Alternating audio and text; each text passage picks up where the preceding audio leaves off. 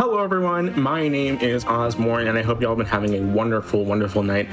Take another round of applause, please, for that amazing episode of Perilous Pass that GD just put on for us with 2 Metal Gear Solid runs out. It was absolutely amazing. I know that I still need to really get into the Metal Gear Solid series, but even just watching those runs, maybe want to get into it more.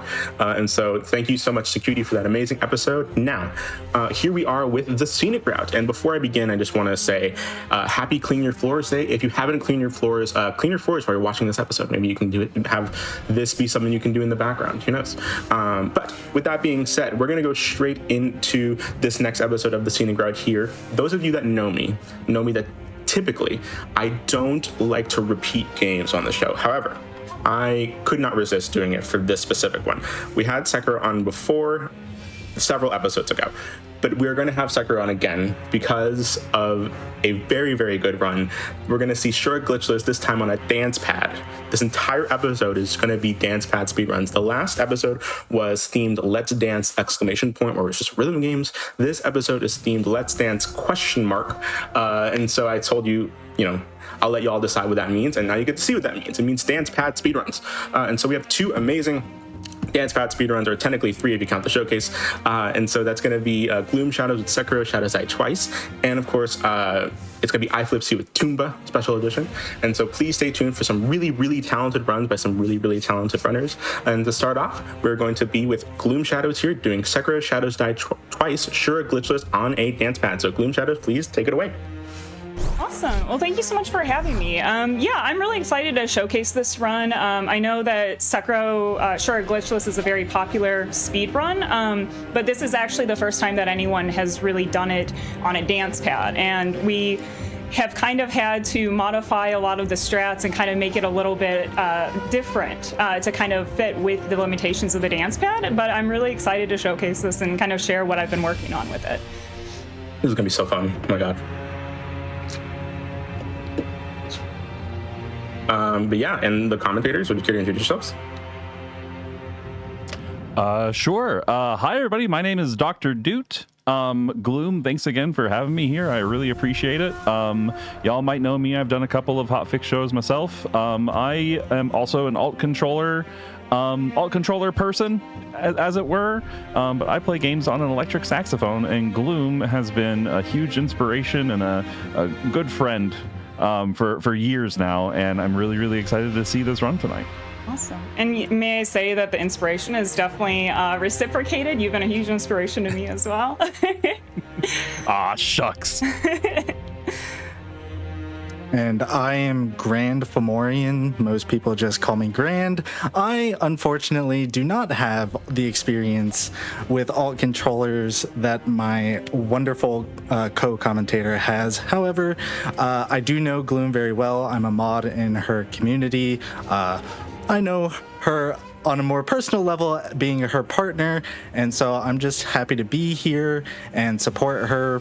Hopefully give a little bit of commentary.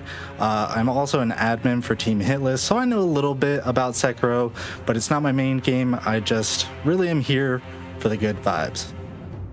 Beautiful. Thank you all so much for being here. This is going to be so much fun. Dr. Dude, were you going to say something? No, you go ahead. No, I was just going to say, y'all can start whenever you want to. Just give us a countdown. Okay, awesome. Yeah.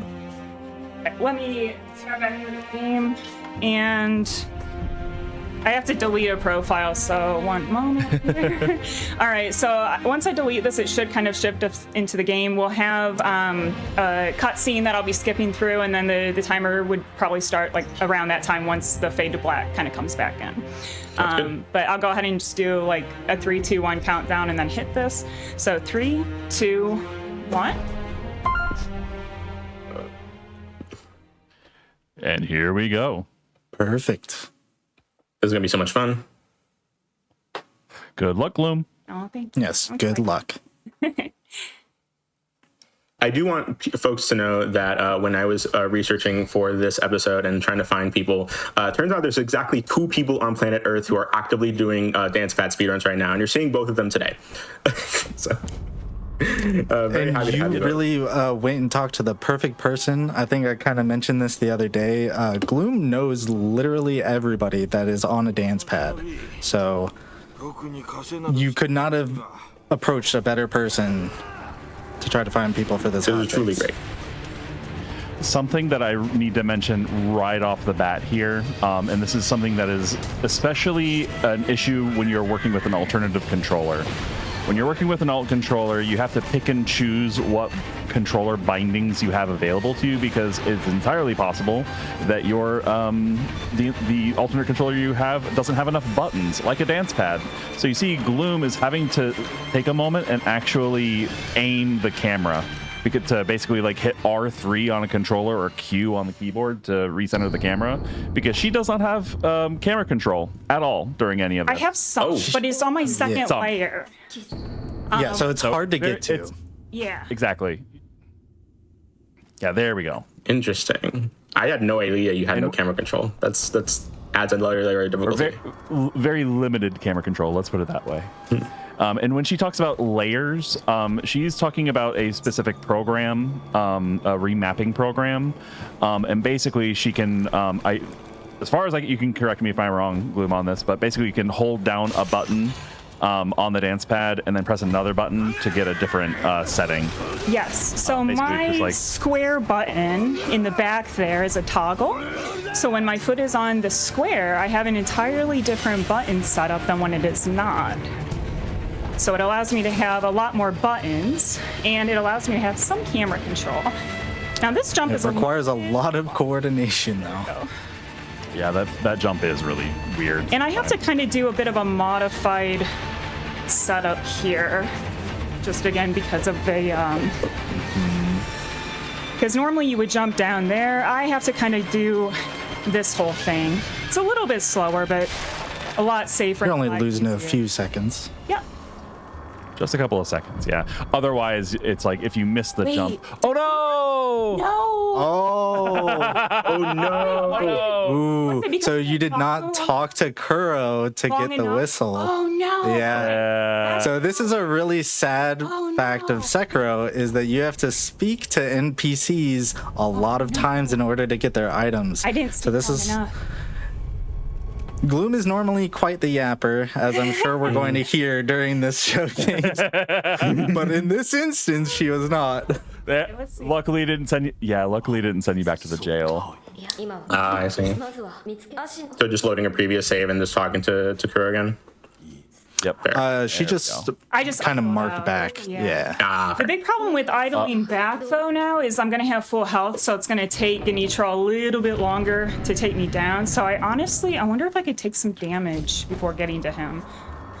Yeah, so ideally she would not have to approach with full health, so that she can just run up to Genitro and he will attack her and instantly send her into the beginning area of the game. But now that she's full health and is pretty much going to have to sit and fight him for at least a few hits. Nice.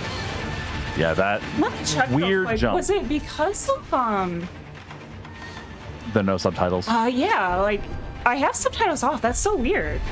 Yep. I'm actually not sure why, because if you have subtitles off, you usually can skip quite a lot of the dialogue, which is really nice. But maybe I just went a little bit too fast. Yeah. It's all good, though. We're just taking the scenic route. Exactly. She said the thing. She said the name of the show. All right. There we go. So, unfortunately, normally this would be just one hit from Genitro. We're going to have to kind of sit here a bit and tank some hits for him to, send us on our way. But hopefully... Now, for those of you who might not know, Gloom has a background in doing hit lists for Sekiro, and I know that when you first started doing the speedruns, this was actually a very big thing for you, because in hit lists, we fight tutorial Genny, and here you just have to stay. Like just waiting and bully you, which is not the usual for hit lists. There we go. That should do it. There we go. Hey, easy, out of the tutorial area. Tutorial % done. Beautiful. Round of applause in chat for being tutorial. Let's go. Oh yeah, this is gonna be. So I'm pretty familiar with the hitless route. The speed run route is gonna be interesting. It's gonna be fun to see like what things you are omitting. Because I do still stay pretty similar to the hit list, just because It's what I'm comfy with, and Sure. but I'm still learning. I'm starting to learn the speedrun strats, which have been a lot of fun to learn. I'm assuming you're not going to be grabbing the firecrackers. I actually am, but I picked them up at a slightly different location than we do on hit lists. Also, I didn't mean to get up quite this high. Oh my goodness. Well.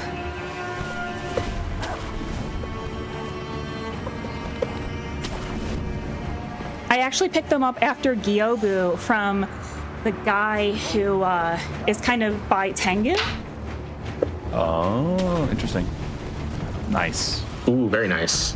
That is a very tricky grapple to do on any alt controller, especially on dance Do you pad. want to tell about my personal history with that specific grapple? So this one might be a little bit of a personal vendetta here.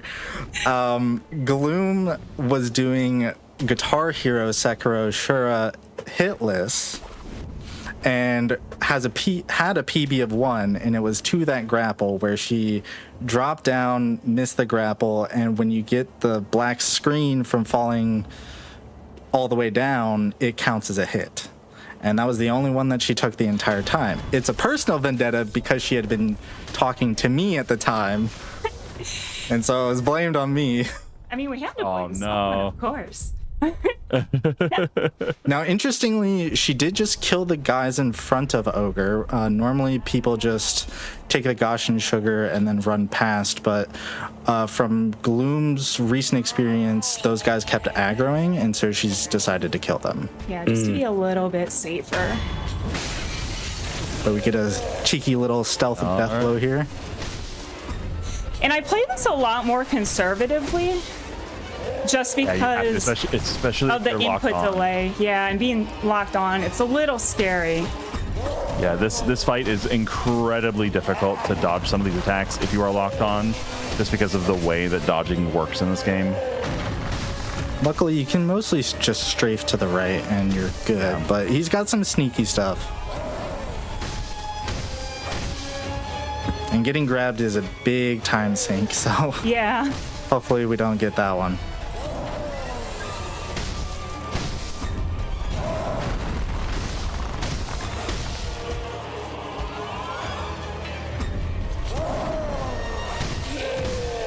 Nice. Very good. Mini stagger and then the death blow. Very All right, nice. GG. So I think the fun thing that maybe like just to pull back the curtain a bit, I'm just seeing the gameplay and I'm not seeing Gloom's movement on Discord, at least what I can see on like the mainstream. If I were just seeing this gameplay by itself, I would just assume that this was a speedrunner, and I wouldn't have any idea that she's playing on a gamepad. And I think there was like she's gotten very smooth. Yeah. Yep. And that is just from years of doing it. I think she had just told you the other day as well, Oz, that this is her 3rd year anniversary of doing dance pad. Yeah. Yeah, tomorrow. Tomorrow will be 3 years. And Happy anniversary. Happy anniversary. Thank you. And I do grab that safety idol because this part can get a little tricky on dance pad because, again, just limited controls and whatnot. But we're going to try our best to get it first try. These grapple point, again, the not having great camera controls during a lot of these jumps, a lot of these grapple points are camera angle dependent. Yes. So if you don't have the camera at exactly the right place, I mean, they're known for being finicky on normal controllers, so on the dance pad. And I do the Palaquin strat. I know Doc does not when he's doing this run. I get scared. I take it really slow here just because I am a little bit slower on dance pad. I mean, you could kind of see it right before she got into the Palaquin. Yeah, there's a split second where she's not exactly lined up, so can't actually hit X to get in. Yeah. But this will buy us a little bit extra time. very good. Can I ask more of like a technical question? What are the bindings that you have on the dance pad right now? Sorry, the snake was being a little loud. Did you ask me what my bindings were? Yeah, your bindings for the dance pad. I'm curious. Yeah. So the arrow keys are the main directions, and I have my parry button on the cross. Oh, okay, I see. Recenter, like recentering the camera is triangle. But if I hold triangle, it does something different. But because my brain's not working, hold on a second, let me think. No, you can like focus on what you got to do before you answer the question. You commentating in the middle of your speed run? Yeah, commentating while trying to dance at the moment. This is what it does. It picks items up. So it'll pick items up if I hold this back button, but if I tap it, it just recenters and locks on.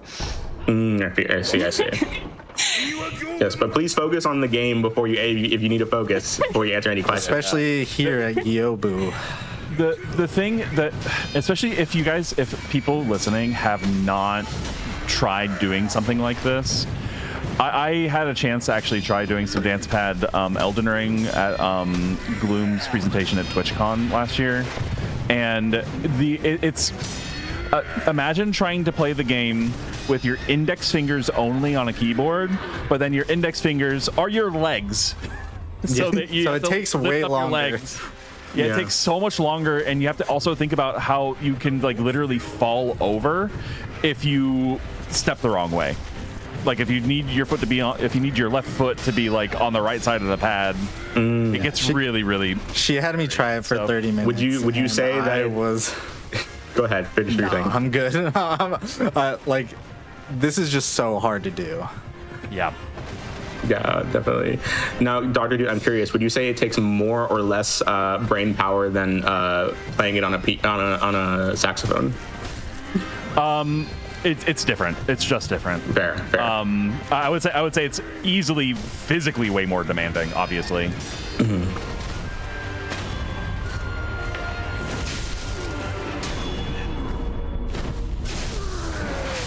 GG. That was an awesome Yobu. Really good. You make it look easy, and we all know it's not. Yeah. like even the game itself, just playing the game casually is hard because it's designed to be, and now you made it even harder, and it still looks you still make it look easy. Thank you so much. I really appreciate it. Also, Doc, I was thinking of you recently because you were thinking about maybe combining saxophone and dance pad at one point, right? I was thinking about that. Call him out on GDQ. Yeah, I need to get in better shape. Straight up, I just need to get in better shape. I mean, I don't know how you do what you do with your breath control, though. Like the breath control that you need for playing a saxophone and doing like speedy stuff on that. It's amazing. If I were to try dance pad at the moment, I would probably just keel over in about 5 minutes. Well, we don't want that. We do not want that. So here Gloom is selling some money in order to buy the firecrackers, which I believe she's going to want for Bull, but maybe she can speak on that. Yeah, I usually try to use them a little bit on Bull. They're definitely required for the way that I do Monk, because the Munchies is a little hard to sometimes, aim, like to hit with the snap seeds at the right time and everything. So having extra ash and also extra firecrackers will be really important when we get to Monk. And you also use them for Giraffe, correct? I actually don't. Okay. Yeah. I know you use, like, some people use them for Hitless. So. Excuse me. Do you mind if I read an announcement real quick? Yeah. Oh, yes, please. Yeah. I want to let everyone know about some of the events that are coming up through GDQ in the next few months. One of them being PAX West. Games Done Quick will be returning to PAX West from September 4th to 7th. Visit west.paxsite.com to learn more about the event and stay tuned for the schedule coming out in the coming weeks. And I believe actually, I'm pretty sure that schedule is already public, if I'm not mistaken. No, it should. It's not. It'll come out in the next couple of weeks. I'm thinking of the Gamescom schedule. But now, I am curious, Gloom Shadows, why dance pad specifically? Out of like any alternate controller that you could have chosen, what drew you to dance pad? So I've actually tried a lot of different alternative controllers. I've done things like one hand, one finger, Guitar Hero, but I fell in love with Dance Pad because of the physicality of it. Like, it feels like you're in a boss fight, and I love like just how immersive it feels. So I just fell in love with it and just kind of never looked back, really. No, that's fair. Are you like, are you a person that likes to work out a lot? Yes, yeah, and Fair, I obviously like always have loved video games, but like for me, like not being able to like be active while playing video games was kind of frustrating. So I was like, wait, I could do Dance Pad and do two birds with one stone. Enjoy video games and get some physicality in. Yeah, exactly. Best of both worlds. You have no idea how many times I've been talking to Gloom, and she's like, "Oh yeah, I just got finished with 4 hours of dance padding. It was a chill night." It's like, how is that chill? It becomes second nature. And then I think It is at this point. Your cardio has to be so good, like straight up. well, it's funny because like I have done this pretty much like every single day for years, but this run and trying to do a speed run in particular is like just another level of like physicality and just like grind. Like it's very, very hard, just from like a physical standpoint, even if you are used to Dance Pad. Do you only do Sekiro on Dance Pad, or have you done other speedruns or other games at the release challenges before? For speedruns, I've only done Sekiro so far. But I've done I was trying to jump there.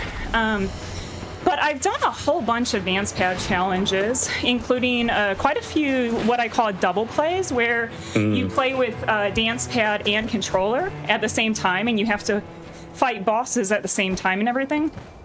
I've seen shorts of that on your channel. That's Yeah, I love those. Like that is just like, because that is kind of like a it's like physical, but then it's also like very mental, and like trying to figure out like how am I going to like do two different bosses and like get them down around the same time.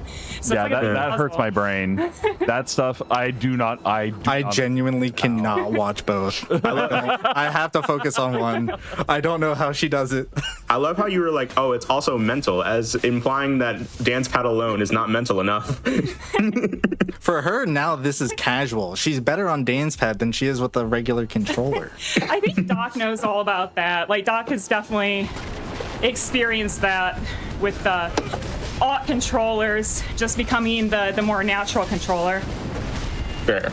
In a weird way, yeah. The thing that I always mention to people, and there are other alt controller people who yeah. I got a little. I was trying to get into a better position. I should have healed. That was my bad. That's okay. You started off with a really bad rhythm. Yeah. Yeah, the bull is truly one of the worst bosses in this game. It's I think so it's bad. honestly one of the worst, especially for like alternative controllers. Yes. Yeah. Yes. 100%. Lock on him. Like I don't know where he is. I'm trying to. There you are. There he is. Okay, we'll heal. All right, round 2.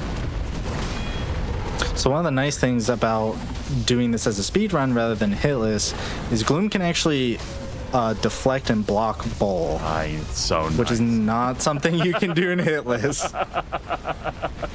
Oh, I know that was a major frustration when she was doing Guitar Hero.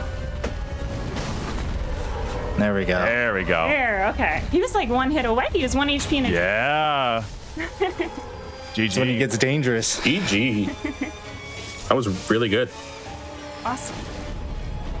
But yeah, going back with the alternate controller thing, like when you do this for long enough, people ask like, "Oh my God, do you not remember how to play the game on a normal controller?" I'm sure Gloom, you've heard this a million times too.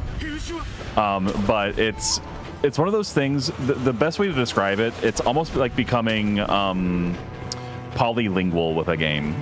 Like the best comparison is like people who can speak multiple languages, like they have an idea of what they want to express, like an idea they want to say, and then there is like an automatic translation process of like, oh, I'm speaking Spanish or I'm speaking English, and it's like what you want to say in either or. Sometimes there are some phrases that you kind of like, I can say this in one language easier than I can say it in another. Yeah. I'm sure that's an experience that a lot of bilingual people say. Like, oh, how do I say it in this language versus in another? As a bilingual person, I can attest. You're right. Yeah, it's like a one. Yeah. So it's a similar deal with with the alt controller, because it's like all of us have been playing games for a very long time, and so like you're very familiar with a controller. And then the alt controller comes along, and even though it is different, it just comes down to practice. Is there anything in this game that you find genuinely easier on a dance pad now than on a controller? Ooh, that's a good question. I will say, because the dance pad is essentially a giant keyboard that you're playing with your feet, there is a reason why speedrunners often prefer to use keyboard. Because you can line up things a little bit more precisely, because you have that sort of, WASD movement that's a little bit easier to do for speedrun strats. So I'd say things like that is just some movement where it is genuinely better to line up on keyboard than controller. That same thing would apply with dance pad as well. And speaking 100%. Of that, I am going to try to line up the door cheese, but on dance pad, the success rate's like 1 out of 10. It's not very. Oh, where am I going? It's not very. Too busy yapping, can't get onto the grapple. It's not very consistent, but I'll try setting it up. But we'll just fight him regular if we need to. Not a big deal. Very nice. And I do believe that Gloom had timed it out too, where she's only losing about 30 to 60 seconds on average by not doing the cheese, but it looks like she's got it set up pretty nice here. Nice. Oh, doing arrows.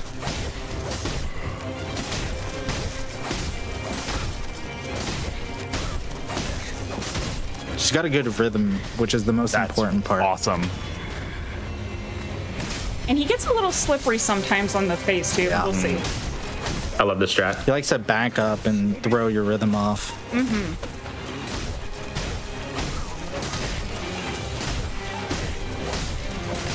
I love door cheese. It's so good. It was so fun. Nice recognizing the arrows. She just saved it. Incredible. Oh, okay.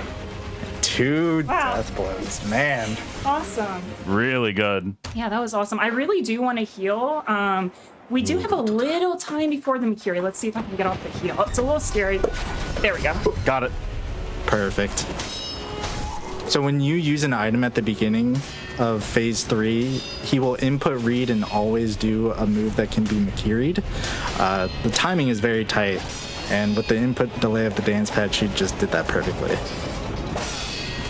Nice.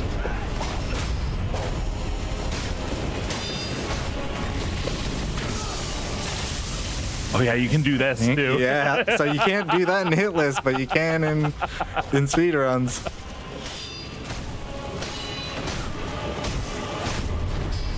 Easy. GG. Incredible. Nice. Awesome. That was so fast. That's really good. That felt good. That was a really good gunning. That looked really good. And now we must say goodbye to Genny's abs. And now we get to do lots of chatting with Cool Girl. Oh, very nice.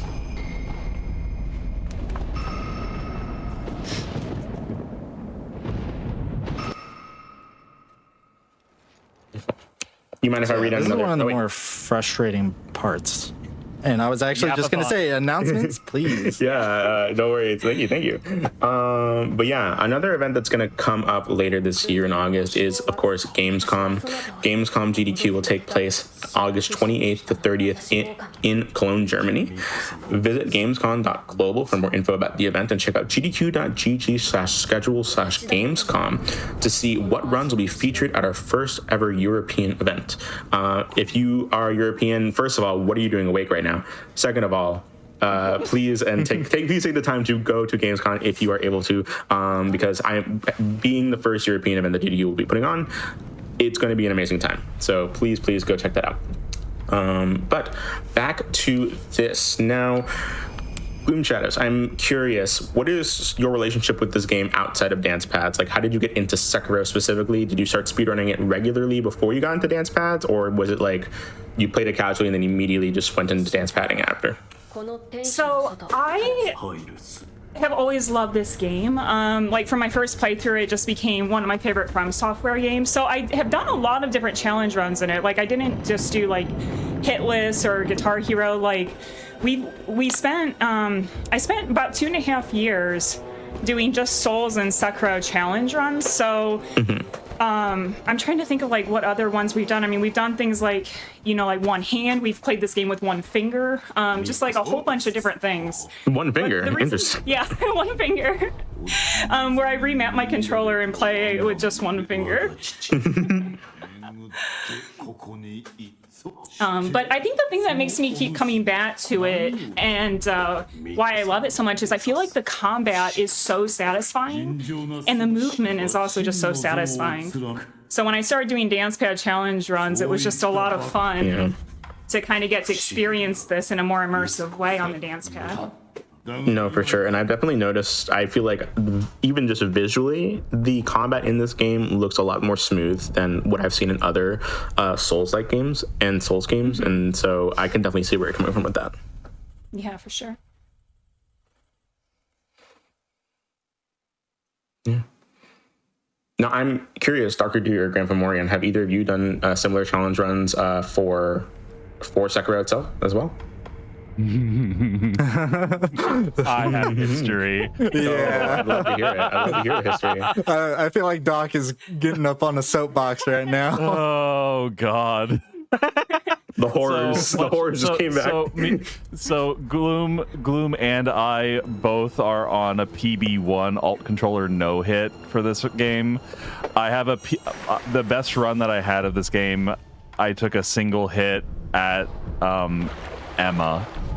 Fair. I assume your alt controller of choice is saxophone, correct?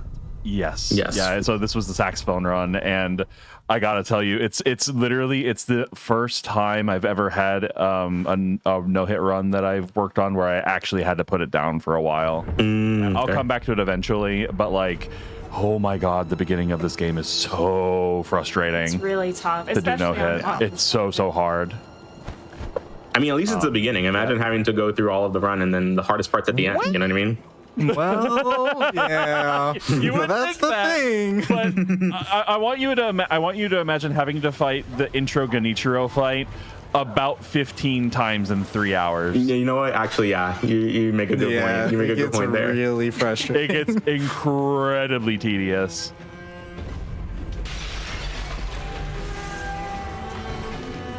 So I don't know if anybody noticed, but we did have a little bit of a display on how finicky the grapples can be.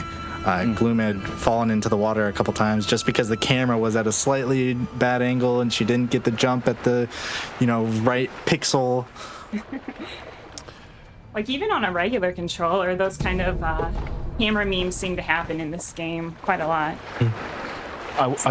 There's like a very nerdy part of me that wants to like dig into the guts of the programming of the game and like figure out how exactly the grapples are being determined, like what mechanic is actually being used. Yeah, because you don't always need to be looking directly at it.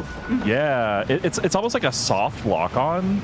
Almost like in the way that you see in like the Armored Core games of all things, but it is another FromSoft game, so. But it's like where like you aim at something generally in the center of the screen, and as long as then it kind of holds it for a little bit. Yeah, it's weird. It's really, really weird. No, that's completely fair. Also, again, if y'all have not checked out Gloom Shadows, please do. And if y'all have not checked out Dr. Dute's Elden Ring saxophone run from, I think, GDQ 25, right? Yeah, last year. Yeah, okay, that's correct. Yeah, you should go check that out too. I love that run. I saw it live in person. It was so good.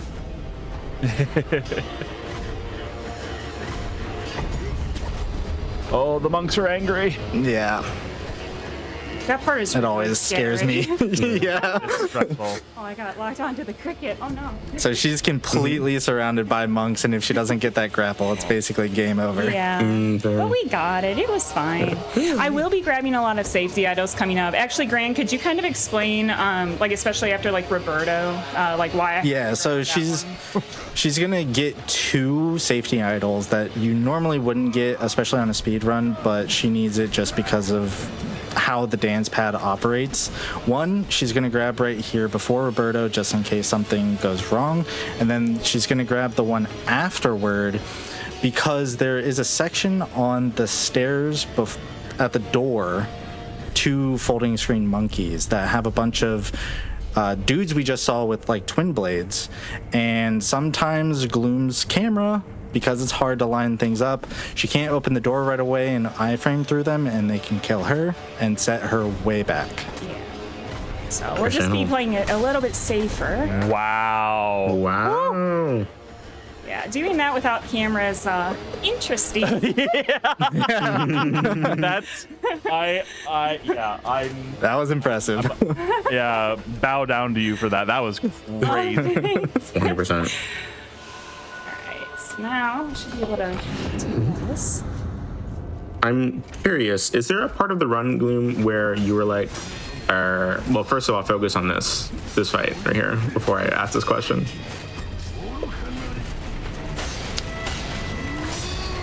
Ooh.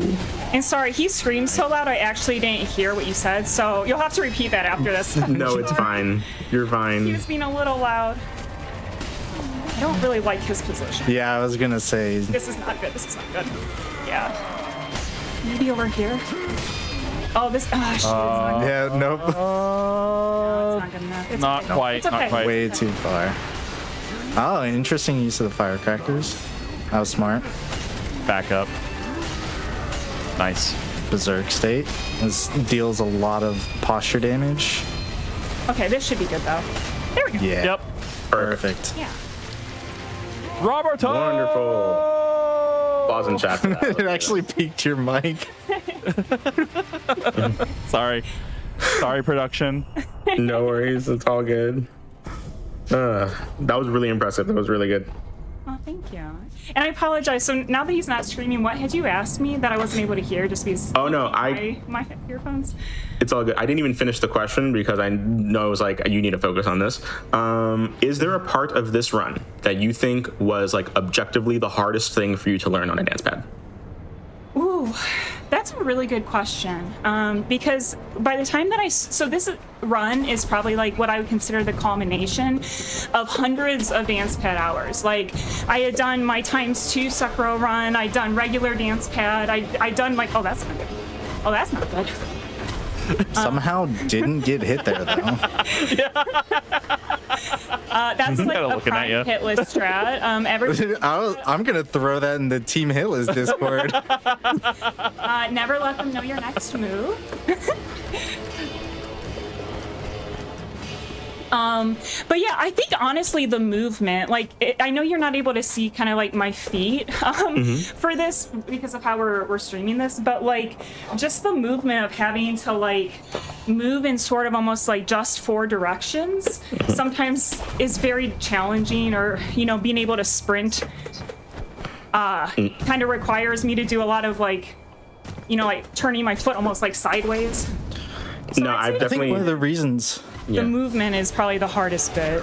I definitely I seen what think you're that's talking one about. of the when I- reasons why Yeah. people love Sekiro is it's so fast. No, for but sure. on a dance pad, like it requires you to do so many movements. in quick succession. It's demanding. I definitely I've been checking out the Twitch stream where I do see your camera, and like I can definitely tell what you're talking about with that. Yeah, and there aren't actually that many people who have even completed like all memories or like done Sekiro completely on a dance pad. Like there are a few for sure, but it's I feel like it's in some ways one of the more challenging From Software games to do on dance pad. It's also something that you don't really think about because most people play this game on either controller or keyboard and mouse. But the smooth movement that you normally get from playing this game, you don't get as much when you are working with 8 directions. So nice. that's like it becomes a little jankier than normal, as you might expect. Very nice. Doc, Also, when looks like you're this is- doing it, do you ever get hockey stops on saxophone? Yes, all the time. Yeah. So for people who don't know, a hockey stop, when you do a quick change of direction from like left to right, forward to back, it's something that you see in a lot of FromSoft games. Your character will do almost like a skidding motion. You can almost hear like a in the middle of it, where it's your character does, takes a moment. There's an animation, and you pause for a moment, and then you move in the other direction as opposed to like a smooth movement. GG, by the way. GG.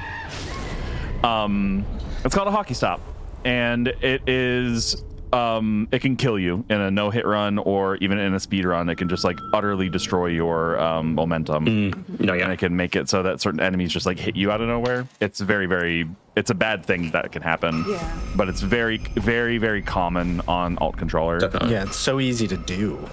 Right? It's just like quick move from left to right or forward back, like you said. Something that you don't see as much when you're playing on analog control. Very nice.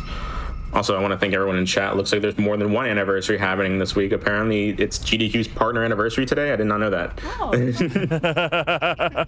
Happy anniversary, GDQ. Yeah. Happy anniversary, DDQ. Happy And of course, another happy early anniversary to Gloom here for 3 years on DancePad. Very impressive feat. Very impressive feat.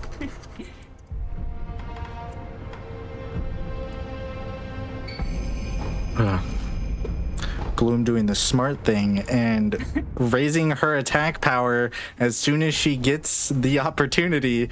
Yup. You should tell them about that first practice run that I ever did. Yeah. Oh, trust me, I was thinking it immediately.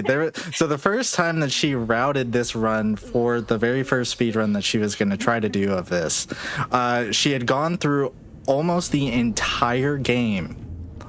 She got through, I believe, Ape, which is the second to last boss, and had not leveled her attack power once. I forgot. I totally forgot. And I kept wondering, I'm like, wow, why are these fights taking so long? Yeah, like she had got to Giraffe and the script didn't work, and she's like, why didn't that work? I don't know. But she still beat him.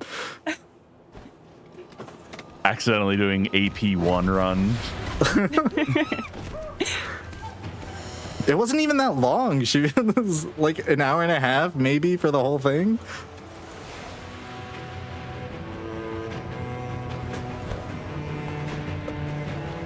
Now is the best part of the game. Yeah. Oh my God. Yeah. Let's see. I think chat would understand just by Doc's reaction there. There we go. Yeah.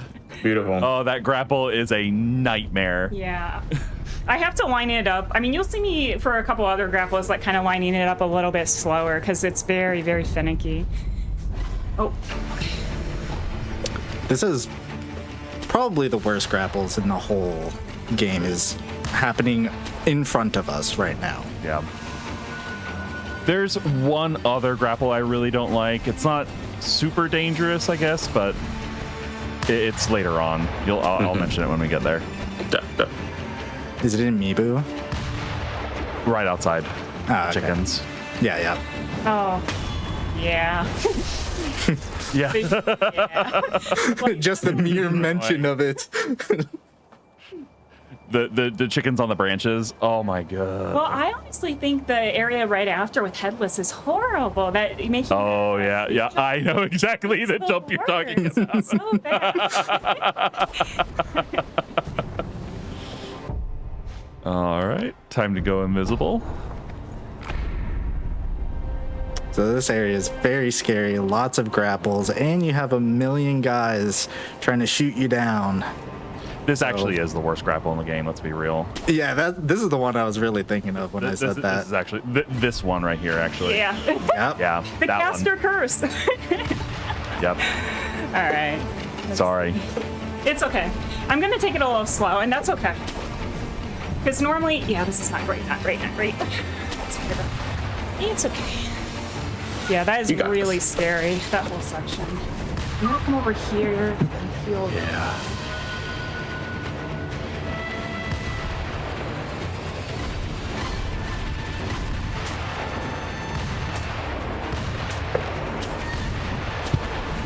Oh, nice. This is so impressive. Not bad. I'm Now sorry. we're on 1 HP in a dream. Okay. So now because our health is a little low, I might take this a little bit slower and a little bit more conservatively. I'm also going to use this opportunity to put this on before I forget. Yeah, smart. So the next mini boss is going to be Giraffe, which we will be using Jump Mortal Draw in order to deal with. So if she had walked in there without it, it would not be pretty.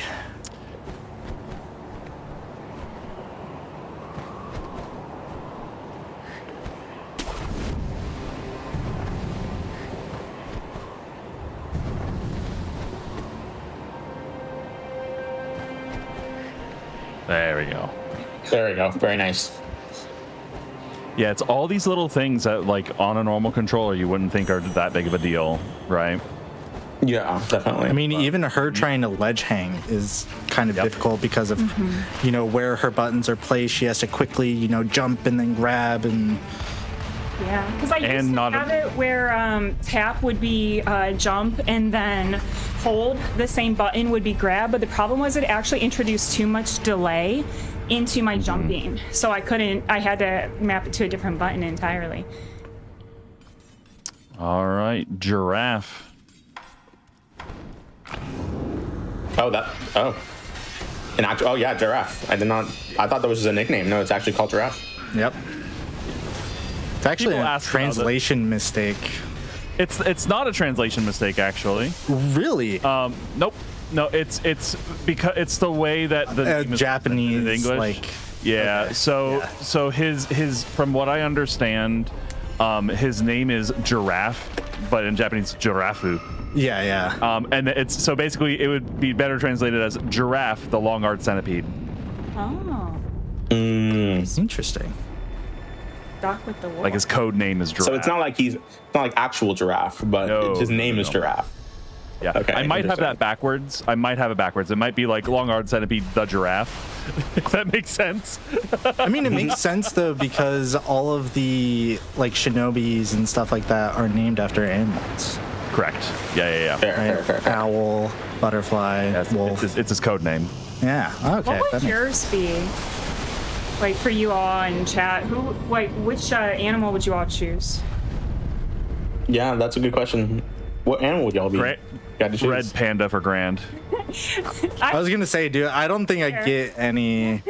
I don't get a choice. It's a bear. Everybody thinks I'm a bear, so. All right, so normally you wouldn't kill this monkey that's going to come down, but I'm going to so that we can have a little bit more time to line up this grapple and these drops. And see where we want to go. Maybe this would be.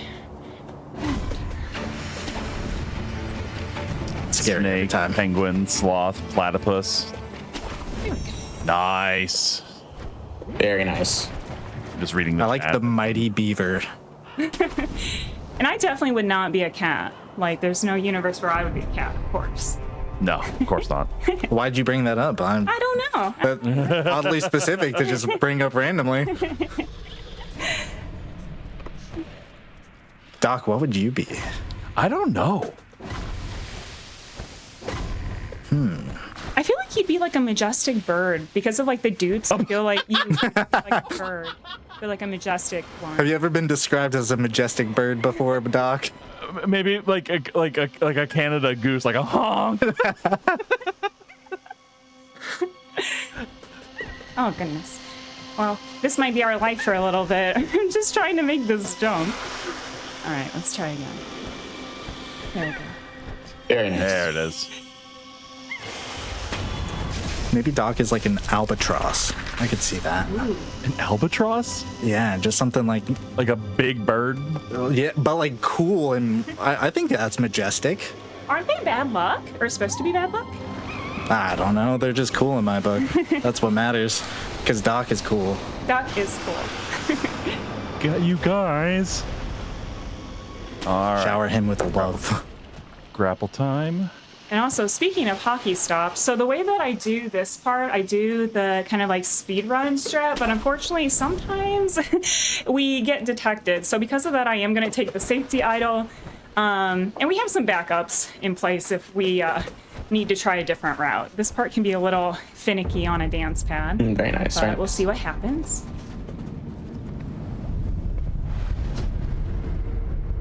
I'll go ahead and rest.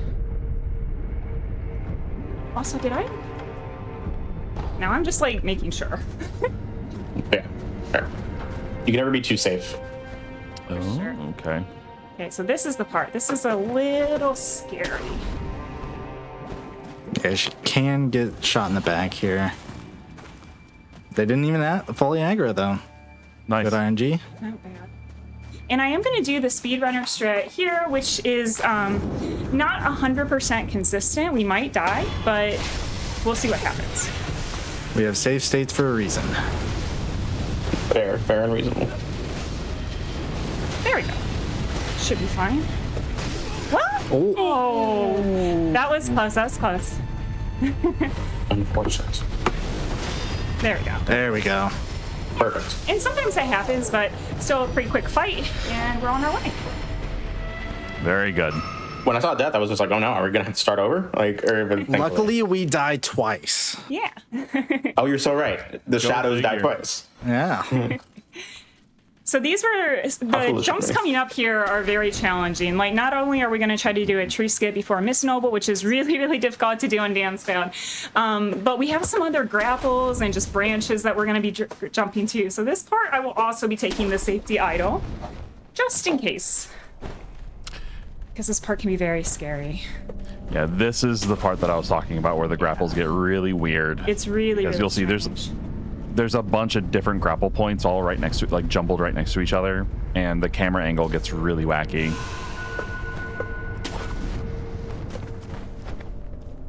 Like that.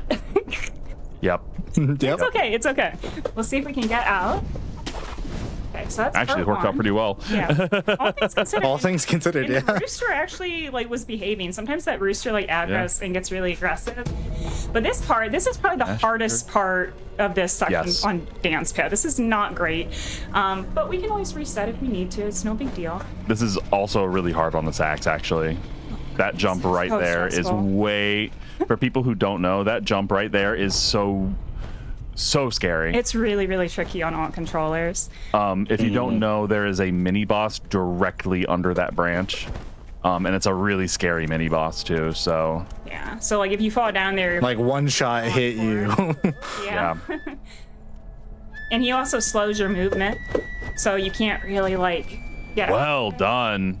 Well, we'll see. This First is the tricky try. part. We'll see. All right. Yep. Oh, first try. Wow. There you go. First See, didn't Let's cast go. or curse it. Let's go. And now the hardest fight in the entire game.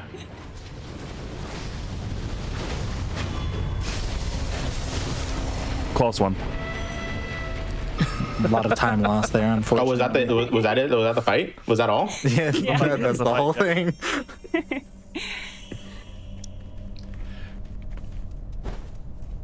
Is that even a fight that can be weird? Yes, like, actually. Oh. I don't know if Whoa! runs, but I have seen people People got hit. fall. Yeah, people have gotten hit, and one of the ways is they literally fall through the ground and Oh, that's just fun. die to gravity. So yeah, that can happen in that area. Also, very nice save on that fall. Yeah, I was actually surprised. Thank goodness for that grapple. Thank goodness.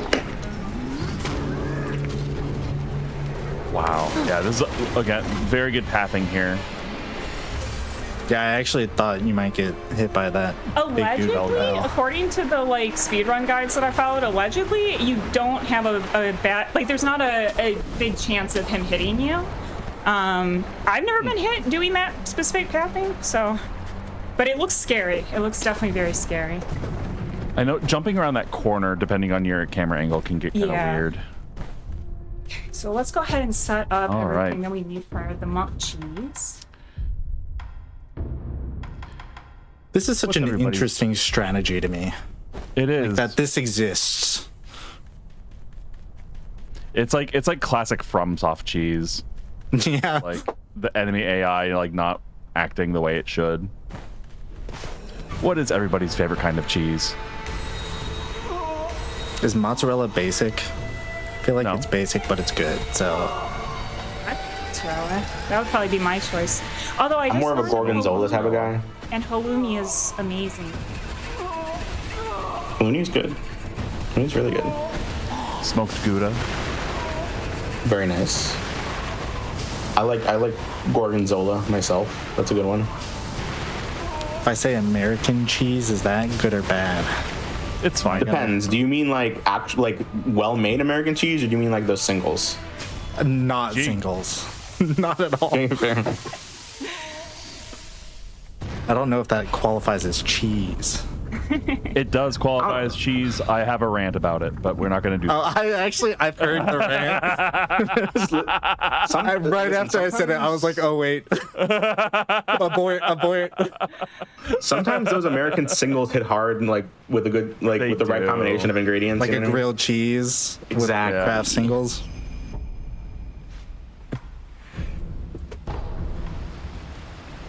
All right. Taking the idle, save a little bit of time there. Yeah. I mean, we still have to like idle out again, but I think technically it's a little bit faster. And now we only have 2 bosses left, essentially, or 2 splits Yeah. rather. Oh, very nice. Yep. They are very difficult splits.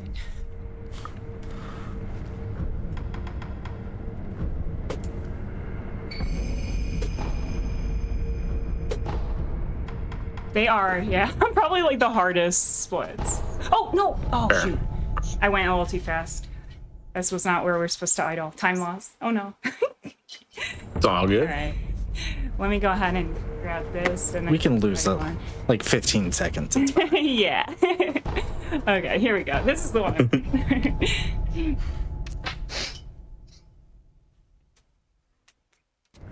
Now, if I remember correctly, you said that you're not going to get the This- idol right before Ape, and Yeah, it's I think I'll because skip it just because maybe I will get it. The problem is like my resources. Like if I die to Ape and have to reset, I might as well just load a save because my resources will have been spent. So it might be worthwhile just not even grabbing it, but maybe I'll grab it just for safety. Just in cases. yeah. So just to clarify, what Gloom is saying is she has limited sugars, spirit emblems, and other resources that make this fight much easier to deal with. And so if she dies, it will mean she doesn't have those. Ooh, very nice save. Yeah, that was a very good save. That's very good. Okay. I felt the panic in your voice when that happened. Yeah, I think I am gonna take it just to be on the safe side. Like, this is not something I would normally do, but for the sake of the showcase, and just so we have a save here, just in case.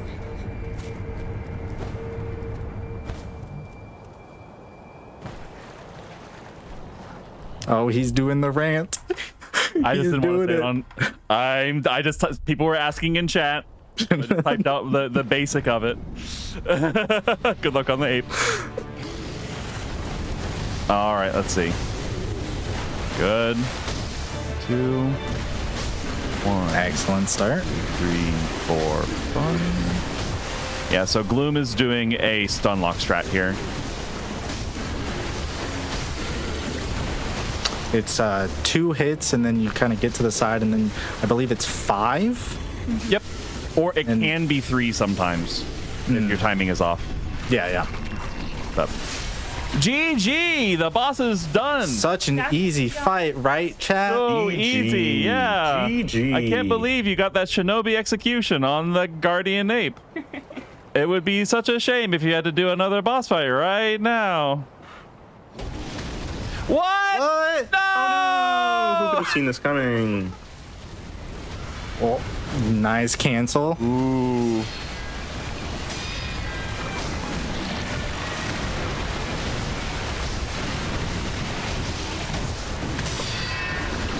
Excellent.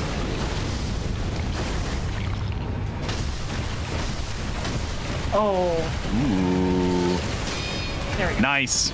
So for anybody who's wondering, she was able to cancel the scream with a jumping mortal draw, and But that only knocks him because out of it. I was able to get the R1. So if you are going to do that strat, you have to do a little bit of damage. So when he readies his sword, I did one R1 to chunk his health down just enough so that once I did do the mortal draw, it would stagger him. If you don't get that R1 off, he will not, and you'll get the terror bar build up. Super cool. Very nicely done. We only have one boss left. And a kind of a complicated running section. Yeah, and I think I will grab the safety idol just to be, I wouldn't normally on like a, like a PB pace or anything like that, but I think like just for the sake of today, let's be a little bit smart, and I'll grab the safety idol. Just so we have. All right. Okay. So what's so complicated about this running section, Doc? It's kind of all of the above with the grappling stuff that we've been talking about, but then also mix in these ninjas that are attacking the red hats. castle. Yeah. What's complicated? The everything about it. It seems. There's some timing stuff that gets really weird. You'll see in a moment. It's a lot of like fast grapples that you have to do. Yeah. So like here's the first thing that we gotta check. Pause and then go. Yep.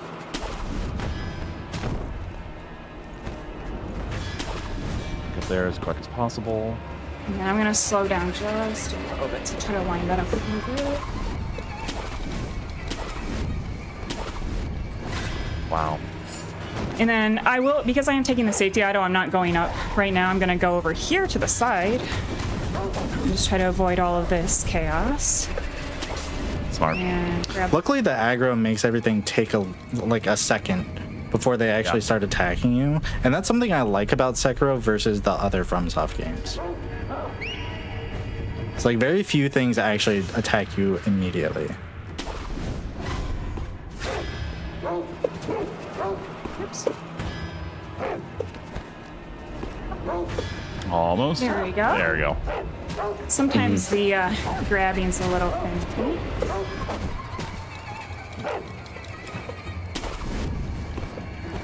Okay. Final boss time. Just about. Yeah. Let's do this. A little bit of dialogue we gotta do. Put some good luck and good vibes in chat, y'all, for this last fight. Oh, so much for hanging out. This was a lot of fun. Yeah, good Thank luck. you for being here. It was amazing.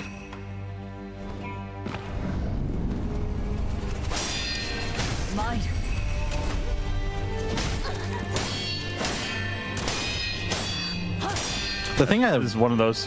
Yeah, go ahead, Grant. I was just gonna say the thing I like about Emma Ishin is the rhythm. Yeah, for sure. It's such a 1-2 trade. It is very much a fight that you just have to fight it. There's no cheese. There's no trick to it. You just have to fight it. Shoot!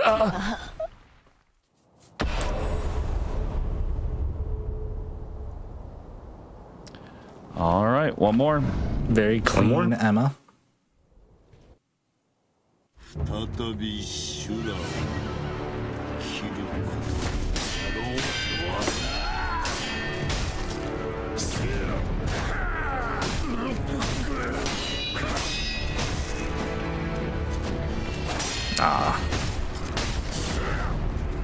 I hate when he gets to the sides like this and Awful. gets himself into a corner. This is genuinely an awful arena. Yeah, it's so small and he has such wide attacks. Nice cancel. Will time be on final hit? Oh, I did fly. I got a little bit of an R1 buffer, but it's okay. It's okay. We die twice, as we've learned. There we go. Oh, There it is. Nice. One hit in Emma Ishin. That's wild. Yeah. So Very impressive. nice. Thank you. So incredible. Oh my goodness, that was so much fun. That was a really, really good run. Was that time? Not yet. We have to do. Okay, it's not yet. about 15 seconds away. I've got to close out a little bit of final dialogue, and then we'll hit the end credits, and then that will be time. Yes. Almost. And that is time. Time. Sub 1 hour. Really good. Gloom. Or like maybe a few seconds above. Yeah, I have because I have my splits with the load remove. Oh, you do have. Yeah, it's a 58 minutes exactly with the load remove time. Okay, cool. Because I had that running in the background. Okay. RTA was 1 hour and 6 seconds. That was fun. That felt good. That was a really, really fun run. Well, actually, technically, it is sub 1 because I think we started the timer when you entered the file, not when like the title screen went away at the beginning. So that might have been a sub 1 actually. It could be retimed, but regardless, Either a very way, impressive run. what a run. That was a pretty good run. Even with, some deaths and like, a little bit of resets, but like, I feel like I'm getting it more and more consistent. So for people who don't know, I recently got the first time I ever like hit under a sub, and it was 5750, I believe, is my current PB. So I'm glad to see that I'm starting to get it a little bit more consistent under an hour, which feels good. Very nice. But chat, don't go away. This is not the end of Gloom Shadows and Grand Fomorian and Dr. Dude here, and this is also not the end of Sekiro. We have a brief showcase that we're going to be doing around 15 minutes. That's going to be a boss rush with a lot of the bosses that you did not see in this run that Gloom has prepared for us. But to give not only Gloom, but also y'all in chat a break of it, to get a breather, get some water, because I know that even y'all in chat were saying that you were exhausted just looking at it.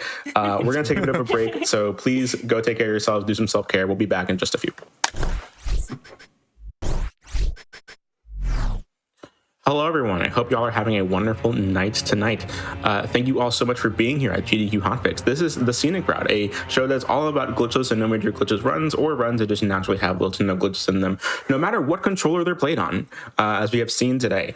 And of course, before we get into this next part, happy National Airplane Crop Duster Day. If you work as an airplane crop duster, kudos to you, and I hope you enjoy this holiday. But with that being said, we're going to this next showcase here of Sekiro, and we're going to do a boss rush of some of the bosses that you haven't seen in the Shura Glitchless run that we just saw. Now, with that being said, Gloom Shadows, please give us more info. What exactly are we going to see during the showcase? Yeah, so since Shura is kind of like essentially the any percent of Sekiro, it skips out the majority of the bosses. So I thought it would be fun to share like kind of what are considered some of the like top 3 favorite bosses that people really enjoy and are also kind of notoriously difficult. So we're going to be doing Harada Owl, Demon of Hatred, and Sword Saint Ishin. So I'm really excited to get to face off against these bosses. Very nice, very nice. But yeah, you can just give us a countdown and start whenever you'd like. Oh, that's interesting. Well, let's see. Technical difficulties? Let's try again. Why is it corrupt? I swear I tested this before stream. Let me try maybe, If you'd like for us to cut the intermission so that you can figure this out, we can. Has anyone ever had this happen before? I've never had, like, my save files be corrupted. You might have to quit the game and load them that way. Oh, like quit it and quit out, maybe? And then load it again? Yeah.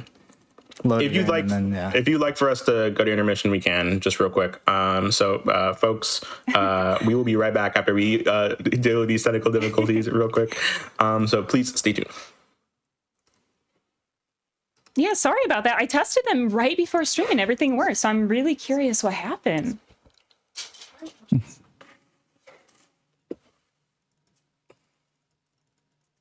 I'm not sure. Hey, Graham, do you have any thoughts? Like, I'm just using Soul Speedruns, like usual, loading the same. I have no clue. I've never had to use it for Sekiro. Yeah, I quit the game completely. It looks like Owl loaded in. How about we do a quick check? Yeah, so Iscarl is confirming got what it. I said. What did Iscarl just say? Reload the game is needed. Once you're in the menu, the game doesn't read the save.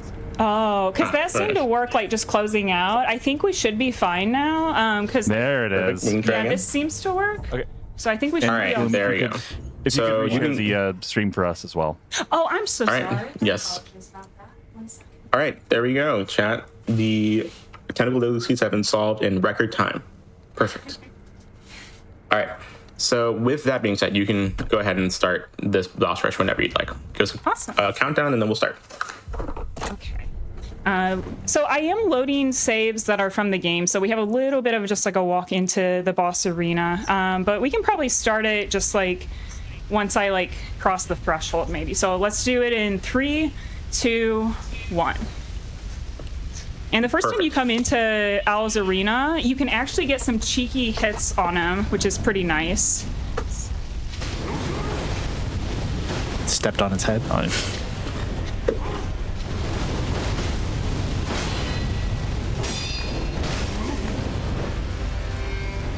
That just melted him. Yeah. Yeah, very quick with the mortal draws.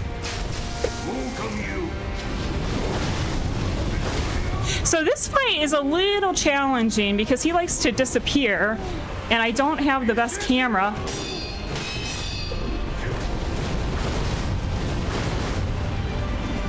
He also likes to jump away. Yeah. I love how his name is just Owl, parentheses father. Because the one that you fight on the rooftop is Shinobi.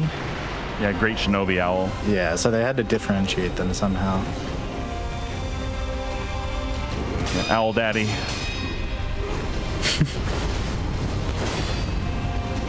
Oh, I forgot that you can't do an R1 after that. Gloom showcasing her greed here. Oh no. Her greed sickens me. Oh, went Makiri. past the Makiri. Yeah.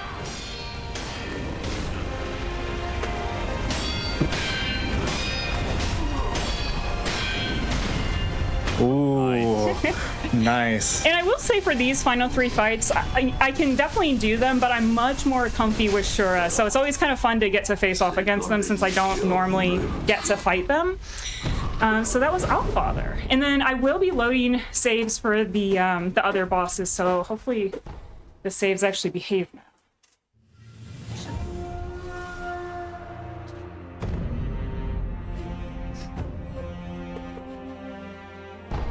That was a very nice first boss. Thank Right. you. Very, very good. So now Demon of Flawless. Hatred. I'm very curious. How do people feel about this boss? I have mixed thoughts on Demon. I think he's cool. I don't like fighting but him. he can be very frustrating, especially like on certain challenge runs. But he's pretty cool. Like I do like his design, and his lore is like It's really, an awesome really good. design.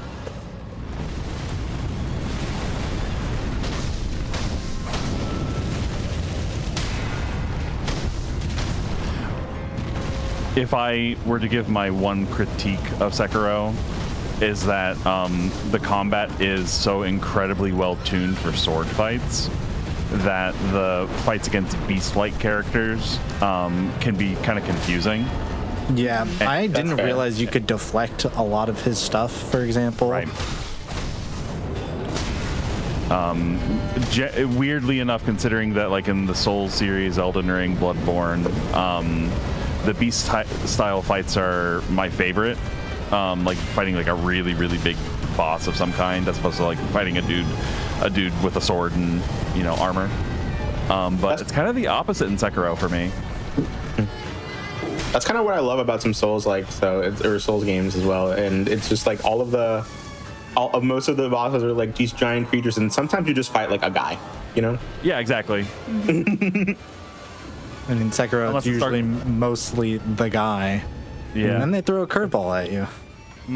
like a bull that's on fire, or a They got demon 2 of on those. fire. A demon of pure hatred. True.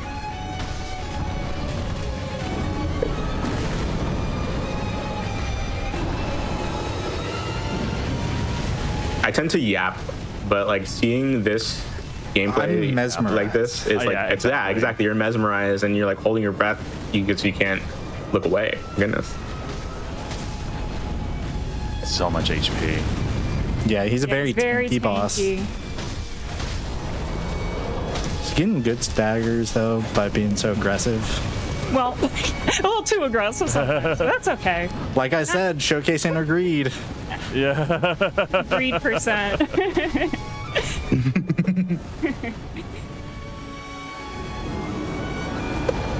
What is a boss rush? It's not just a challenge of greed. True. I do know that this was Gloom's most challenging fight for her double play, Yeah, where do you she want to was share very like, upset. It took me, it actually took longer than even doing 2 times Millennia. It was the boss that out of all of my double plays took the longest, 20 hours, over 20 hours trying to do it. How many streams was it? Like 3, 4? It was a lot. Something like that. I think it was like 4 or 5 even, maybe. But we're on the 3rd HP bar. And this starts with a scripted attack. So we know we're gonna get some damage in here.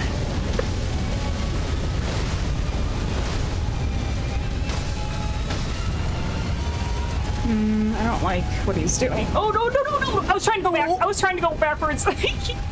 Oops, my bad. There's a reason Oh, no, she didn't oh, no, like oh, what no, he was oh, no, doing. Oh, no! Okay, okay. We can do this. Let me let him finish that up, and then I'll heal. Yeah, my foot didn't quite hit the back button in time. That's okay. I think we can still do this. It's still, I'm still like kind of losing my mind right now. I know how hard this fight is. Yeah. And we're in one of the worst arenas ever. Yeah. Sekiro, like some of these arenas are rough to work with. There's just so much stuff in the way. There's a lot of camera memes that happen, especially when you're locked on. Oh, did those banners have collision? I think some of the things in the arena do have collision. I'm not exactly sure what. It's also the terrain. The terrain Yeah, gets really wet. just in general, anything in FromSoft that's not a flat area means it's going to be a little janky. Understandable.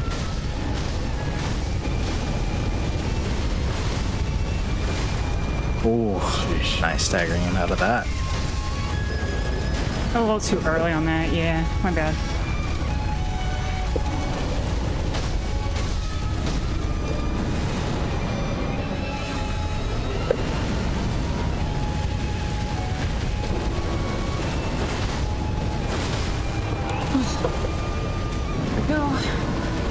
He's just so tanky.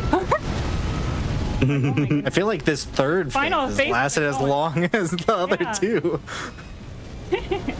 But he should be down soon. He only has a sliver out. There we go. There it is. There's an endurance Very fight nice. with him. Now, chat, is it plainly obvious that Gloom has 20 plus hours double play practice on this fight? That's wild. Absolutely wild. Oh, thank you. She spent like 2 that- weeks just practicing him. Wait, I saw your Yeah. health bar. Was that hitless? Was that a hitless fight? Oh gosh, no. No, she had One died. hit. Okay. I died. Oh, she died? I didn't even see that one. I did literally. Neither did I. I somehow did not clock that. Oh, sorry, in phase 3. Just Yeah. Yeah. Okay. She got hit by the fire. Yeah, I was trying to go back. Oh, no, you're right, you're right. I dashed right into the fire by accident. All right, so the final boss, we're going to do Sword Saint Ishin, who I think is just one of the coolest FromSoft fights, like, ever. Best I final love this boss. fight so much. Yeah, this is a perfect So way to cool. finish a game out. best final boss in FromSoft, straight up. I'll say that with my whole chest. It's Oh, there's a such good giant fight. staircase leading up to the boss. That's how you know it's epic. So this actually leads back to the tutorial. Oh. I like how everything just comes and loops back around. It's like, it's just very poetic. Yeah, Yep. And you fight Genichiro again. this time he's got a fancy blade of his own.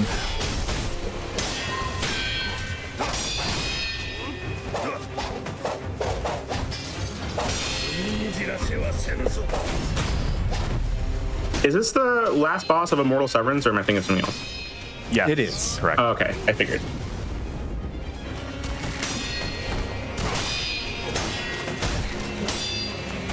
Yeah, so someone in chat had mentioned earlier, didn't Ishin have lightning attacks? And they were referencing this Yeah, Ishin. that which we're gonna we'll be fighting. able to see.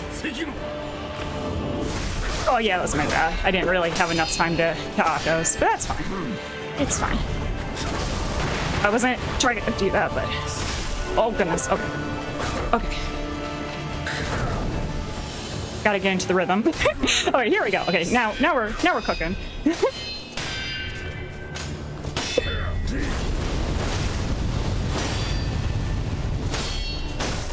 Thankfully, Ishin's posture isn't super high. So, It's just his moveset. yeah. Kind of has no chill once he gets started. Yep.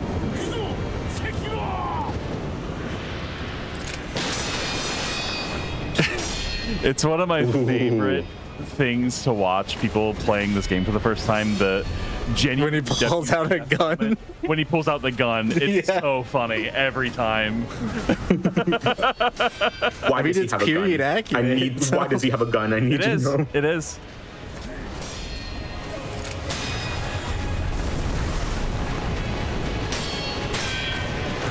Should have dashed under that, but didn't really have time to. Playing subbed optimally while you're on a dance pad? No. Most of us are mind blown of what's even happening in front of us.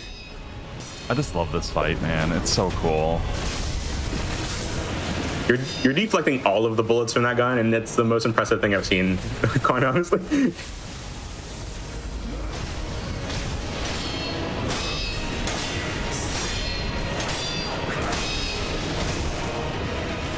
It's kind of wild because I've seen Gloom do a lot of runs over the years at this point, especially I've been there for every single time that she's beaten this boss on the dance pattern and her other alt controller runs. She always beats him over by this cliff. It's cinematic. I know. I don't know how she does it. There it is. It's like every All right, time. GG. GG. time. Oh my goodness. Incredible. Such a cool fight. Oh, I love that boss. I'm friends with people who shoot on this game, and I know how difficult that boss is, and you just made it look easy. That is Do the amazing. finishing death blow on him. How to get that extra hit in there, you know? Just for, yeah. Just for luck. Bam. Nice. Beautiful. So I hope you enjoy. Yeah, that was the boss rush. I really enjoyed those bosses, and we never get to see them on Shura, so I thought it'd be fun to kind of share them and fight them tonight. No, for Incredible. sure. Thank you so much Awesome. for that amazing showcase. That like you so genuinely much. means the world that you're here, and people loved it. I know I loved it. It was really, really good. Thank you so much for having me, and also for, you know, all the really awesome commentary and for all the amazing people in chat tonight. Like, I had a lot of fun, and I really appreciate y'all coming out and hanging out tonight for this. For sure. I mean, I know how difficult that last boss in World of Severance can be, and you just made it look real easy, and on a dance pad for that matter. But yeah, I'm gonna give you all the floor for just a few minutes to shout out whatever you want to shout out. If there's any place where we all can find you, of course, starting with Gloom Shadows, the commentators can shout out what they want to shout out as well. Awesome. Okay, well, I'll go ahead and start then. So if you want to follow along on any socials, I'm Gloom Shadows on literally every social media platform. For streaming, I love doing like just chatting and variety. Currently working through some double play challenges with Hollow Knight, which I really, really have been enjoying. And if you've been inspired and you feel like you would like to try a dance pad run yourself, if you check out my YouTube, I actually have a guide on how to set it up, what dance pads to buy. So if you watch this tonight and you thought it would be really cool and you want to kind of give it a go on your own, definitely check out my YouTube guide. And I'm also just very open to being a resource and helping anyone get involved with dance pad play if that's something that you're interested in. But again, thank you so much to Oz and to Doc and Grand for commentating and for everyone hanging out. And you all will not want to miss the speedrun coming up on dance pad that Flipsy's going to be doing. So you definitely want to stick around for that. But yeah, thank you so much. I really appreciate being here. It was a lot of fun. Of course, thank you so much for being here. Of course, the commentators, would you like to shout anything out yourselves? Sure. You can find me over at twitch.tv/Dr. Doot and Dr. Doot PhD on other socials. I do saxophone controlled runs. I have been doing a Dark Souls 1 enemy and item randomizer permadeath run on saxophone, which I'll be getting back to hopefully this week or next. But yeah, you can find me there. Perfect. And Grant? I don't really stream anymore, which most people don't like, but they have to live with that. You can find me over at Gloom's moderating, and I am an admin for Team Hitless, so you can find me in that Discord. We do have an upcoming event in a few months with Games Done Hitless, or the event is Games Done Hitless with GDQ. So I hope to, see you guys there. If I'm not mistaken, submissions for that are still open, right? They are still open for the next 2 weeks. So if you have a run idea, no damage, no hit, and the only thing is you have to be in the Team Hitless Discord in order to actually fill out the form. But we take any and all submissions as serious submissions. So sounds good. Yeah, I mean, if y'all want to be, I believe our form ends August 22nd. Well, you heard him. Yeah. If any of y'all have any of the any runs that you want to perform for Games on Hitless, then you can very much do so. Just join the Team Hitless Discord and want to see. Maybe you can see yourself on this screen in this virtual stage per se yourself. So with that being said, again, thank you so much to Gloom, Dr. Doot, and Grand Fomorian for being here. It means the world. I know that everyone in chat really loved both of those runs, and I know I did. Genuinely, thank you so much. But chat, we will be right back for more dance pad action with Tomba, a childhood favorite of many. Tomba any percent with Flipsy and Thormungunder on comms. So please stay tuned for that, y'all. We'll be right back. Hello, everyone. My name is Ozmourn. I hope y'all are having a wonderful night here on GDQ Hotfix. I'm pulling up Check a Day to see what holiday I'm going to make a joke out of right now. And so I hope you're all having a wonderful rest of your wonderful night here on GDQ Hotfix. Happy National Watermelon Day. That is the last holiday that we're going to be mentioning today. And again, all of these are real holidays that you can see on Check a Day. And so I just like to do that bit every time that we go into a new run. But with that being said, we've been having an amazing episode of the Scenic Route. Y'all have been really pulling up and showing up for these amazing and very talented runs and runners. We just saw an amazing run in a showcase, of course, by Gloom Shadows of Sekiro Shadow Sacrifice on a dance pad. It really does mean the world for that entire crew and for this entire crew, for Tomba to be here today, because it does mean the world just how many people showed up and really wanted to interact with this, because it's truly some of the most impressive things I've ever seen ever. And that is just going to continue on for the rest of the night, because we have Tomba Special Edition, a game that is very much a childhood favorite for a lot of people. And so if you are a Tomba fan yourself, please let us know in chat if you grew up playing this game. And so please, Flipsy, take it away with Tomba Special Edition, any percent on a dance pad. Awesome. Thank you very much, Oz. Before I go any further, I am joined by the wonderful Thormungander. Thor, please introduce yourself. Hello there, my name is Thormungander, and you probably know me from playing weird video games with alternative controllers like potatoes. And I've met Flipsy through wonderful peeps like Dr. Doot and Gloom, coincidentally enough, so it's very fitting that we should be joined or go right after. So I'm excited for this. I am thrilled. So Tomba, big, what is it? I grew up playing Tomba, so I really enjoy the fact that I'm able to actually speedrun this. So going right into it, I have this save file. It's this save file. It has one special text edit, so that's why it's still there. To start the runoff, as soon as there's going to be a cutscene that comes up after this menu, as soon as I skip it, that's when time will start. And without further ado, away we go. And we start. So, we start off, basically the story behind Tomba, for those that don't know. Tomba is basically a pink-haired feral child who beats up pigs because they stole his grandpa's gold bracelet. the 90s were a wonderful time. And that's the story. And you essentially go through and try to beat up 7 evil pigs in order to also cleanse the land and get that bracelet back. But the tutorial is probably the slowest part because Tomba doesn't have dash. So for this part, I'll be.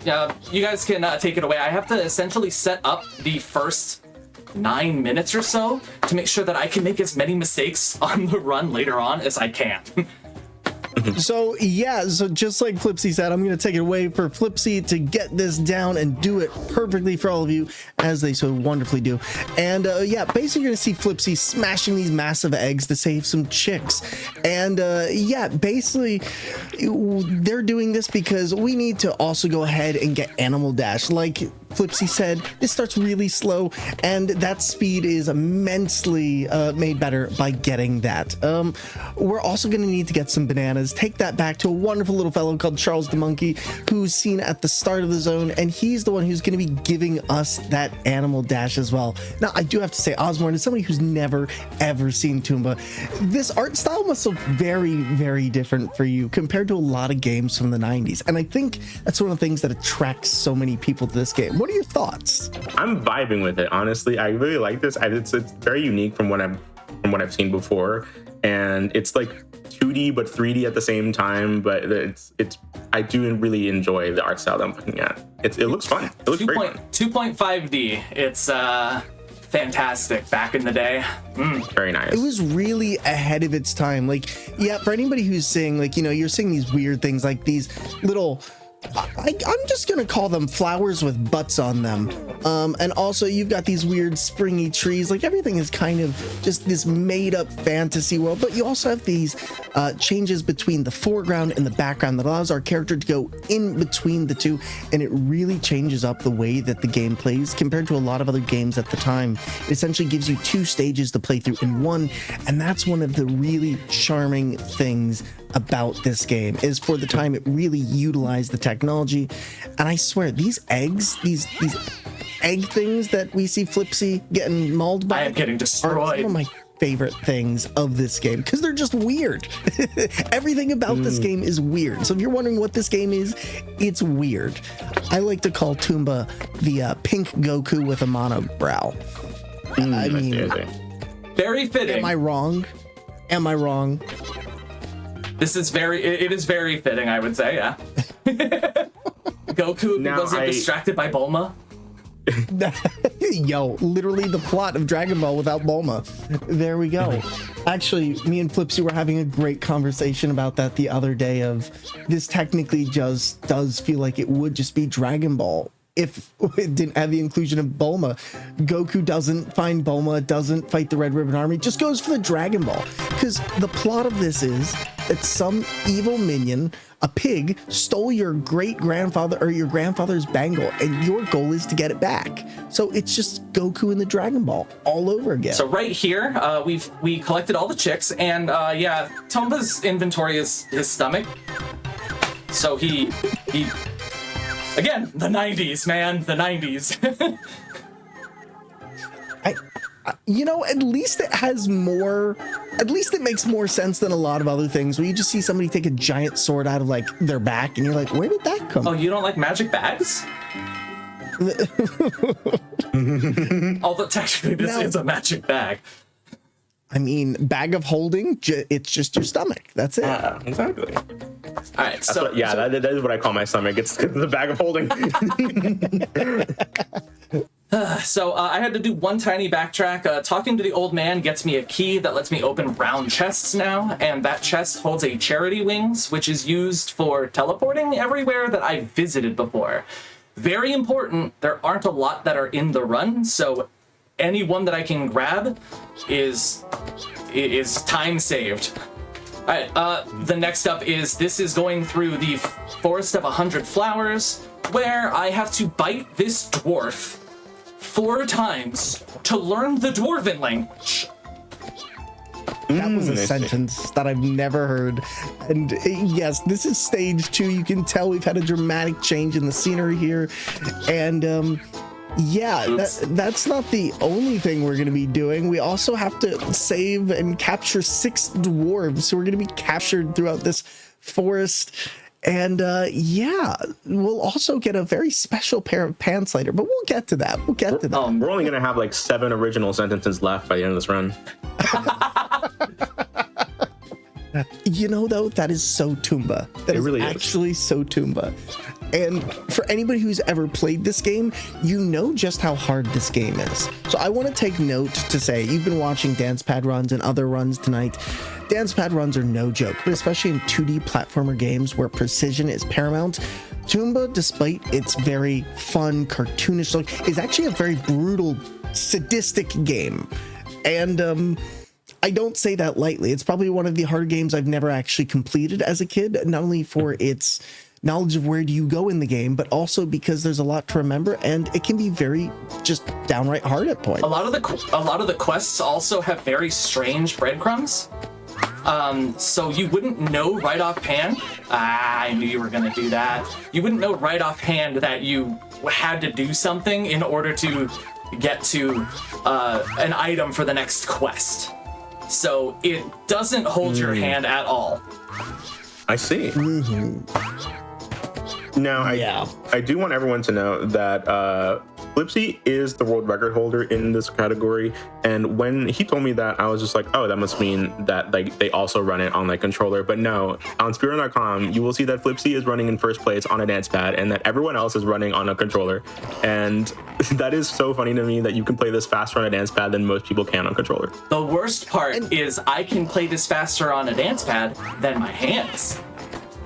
That's amazing, actually. So let's talk about that, because like as alternative controller players, we get very used to playing with the tools of our trade, in this case a dance pad in your case, and so it kind of becomes second nature. Now I guess the main thing I'd ask is, would you say that it's easier for you to play a lot of games on dance pad now, or can you flip between easily? So this was something I learned very early on when I started streaming dance pad stuff about 2 years ago. When I was trying to practice Undertale, I couldn't make it to the halfway point of one of the bosses. I made it to the halfway point on the dance pad, but I couldn't figure out how to do the second half. So I thought, hey, why not just try to do this with my hands? No, my hands couldn't make it. When I was trying to play Crypt of the Necrodancer, I had to learn how to play Arya, who can't skip a beat. I could make it to World 3 on dance pad. I couldn't beat World 5 with my hands. The coordination is, I don't understand it. I'll never understand it, but I love it. See, now and that's the big thing, is like you said specifically Undertale. That's a game I have a lot of experience with as well, especially with alternative controllers. And I'm in the same boat of, when I play Undertale, I've never been able to play it on a regular controller, mouse and keyboard. I can play it on potatoes, I can play it on a steering wheel, I can do it on Donkey Kong Mongoose. I cannot play it on the actual control it was meant to. So yeah, there's definitely like that getting used to. Now, let me ask you, what did you just do here? You got the cheese, correct? So the cheese was just a reward of that quest, but the major part of the quest is you have to save all these dwarves that are now celebrating, and if you do the quests the normal way that you encounter all the quests, you really save all these dwarves, then you go back, and they're like, oh man, this guy's son is missing, but you can... the greatest thing about Metroidvanias with multiple quests is you can stack up doing quests. So I grabbed all of the dwarves and went to where the kid was. And so that was just the turn-in. If you don't save all of these dwarves, as far as I remember, you're locked out of moving forward to the further zones. You get blocked off by dwarf guards. But yeah, that's ultimately what happened. The cheese was just a byproduct, weirdly enough. I mean, as cheese is, you know. Everything comes back to cheese. It Always. really does. Just like the last run with Gloom, you know, cheese. Exactly. Cheese. What's your favorite cheese, Flipsy? Munster. You give me Munster great. on grilled cheese, I will love you. It's beautiful. Oh man. Okay, chat. What's your favorite cheese? Because for me, it's Gouda. I love a Gouda cheese. That's pretty Gouda. Catch my drift. Gouda's Yeah. great. See, you get me. Now, Oz, I gotta ask: have you ever played a game on an alt control before? On remote controller. On an alt controller. On alt controller. Okay. I have not myself, unless you count like those like games you can play on like your TV that come with like your cable package on like a remote controller. That's the closest thing I'll ever get, probably. Does that count as an alt know what? controller? You know, I don't think it would count as an alt controller, but I'm not going to discount and say that it's not a fun way to play a game. I mean, For sure. I would like to see Sekiro played on a TV remote controller. I wouldn't dare try this game, though. I know I would hate myself by the end of it. 100%. I've never tried it though, myself. So, chat, I'm just saying, what alt controller should we force Ozmourn to play with first? Bongos. Ooh. Bongos? Bongos. Bet. Bongos? Ozmourn, Bongos are Bongos. fantastic. Bongos. I'm bringing my bongos to GDQ. Perfect, Or perfect. Ozmourn. Perfect. Oh, come on. I would love that. Now, at this point, I believe we're still in phase 2, which is Forest of 100 Flowers. We're in Watchtower right now. What I did was I just went through to Charity Square to get a teleport for those charity wings. I don't have to come back. I don't have to go through Charity Square yet, but I'll have to. But we are entering Mushroom Forest, which I'll probably have to rewind at some point. Now, let me explain the rewind. So, for anybody who's here, you're probably unfamiliar with what rewind is if you played the original PlayStation 1 Tomba. Well, this is Tomba Special Edition, and one thing that this game comes pre-packaged with is a rewind feature. And because it is in the game naturally, that means that we can use that on the speedrun itself. And if you've used rewind in any of your old retro games on like Nintendo Switch or other things like that, you'll probably be familiar with the function. But for those who are not, this basically means that in-game, in-engine, if we die or we reach a point that is like I guess you could say if we reach a point where something is unpassable or we need to go and redo something, we can use the rewind feature to go ahead and rewind that back beforehand, and this doesn't count against us in this version of Tomba because it's built into the game naturally. With that being said, Flipsy very rarely will be using that during this run should they need to in the first place, and he's used as a last resort. Oh, I'm sorry. I had to. Thank you for explaining everything. I had to lock in. Oh my No, goodness. please. That Whenever you need to lock in, was please just let me know. Scary. I should not have done what I just did, and I'm happy about it. Oh my God. So Can you explain? So pretty much what happens is for this portion, we have to pick up, that dwarf wants to be an actor, and he wants to learn all the emotes. There is a happy mushroom and a sad mushroom. You have to go eat a mushroom and then go show him these emotions. But the sad mushroom, there is a sad mushroom that is next to a healing mushroom. It's the closest healing mushroom. Very important, because this removes my ability to use my weapons, which is going to be kind of important later on when I get the grapple hook. So I need it in order to heal myself later. And so you kind of kill two birds, one stone. And you pick up the sad mushroom and the healing mushroom at the same time. It's a lot of scary platforming and half jumps. And I did it near flawlessly. Kind of happy. But now we're in Phoenix Mountain. All right. So, Beautiful. do you mind, Flipsy, if I go over some of the unique tech that you actually created for your dance pad routine? By all means, please. So, while you're watching, you may have noticed at certain points, Flipsy is going into the menu, and they're using the dance pad, but they're also doing something you may not have picked up on. And this is one of the creative parts of being an alt control player, is finding solutions to problems you didn't know existed. And in this case, what Flipsy has done is Flipsy has gone and made a... No worries. Flipsy has made a very unique hand tracking module that actually allows them to hold up their hand and make certain signs that will trigger different inputs to allow him to go through the menu without needing to pick up a controller. A lot of time in dance pad runs, you'll see people have to stop what they're doing to pick up a controller to go through a menu because a dance pad doesn't have enough inputs. But to creatively get around this, what Flipsy did is they created a way where their hand or their their camera is tracked, and when they hold up their hand, it will actually take a look at their hand, see the position of the hand, and then activate the according input. And this allows for more fluid run-throughs and also allows them to get into the menu without having to stop and start again and again, which takes time. And I hesitated. and it's that's okay. That was still a great try. That was weird. But to also, yeah, so like I said, the hand tracking is a totally unique thing that Flipsy actually invented for their dance pad runs for Alien Isolation, for Hollow Knight, and many other really amazing games. And that's something that you won't see anywhere else. But on top of that, I kind of wanted to give you a small overview, if that's okay, Flipsy, of Flipsy's actual dance pad and what buttons are what. I can't make the pad.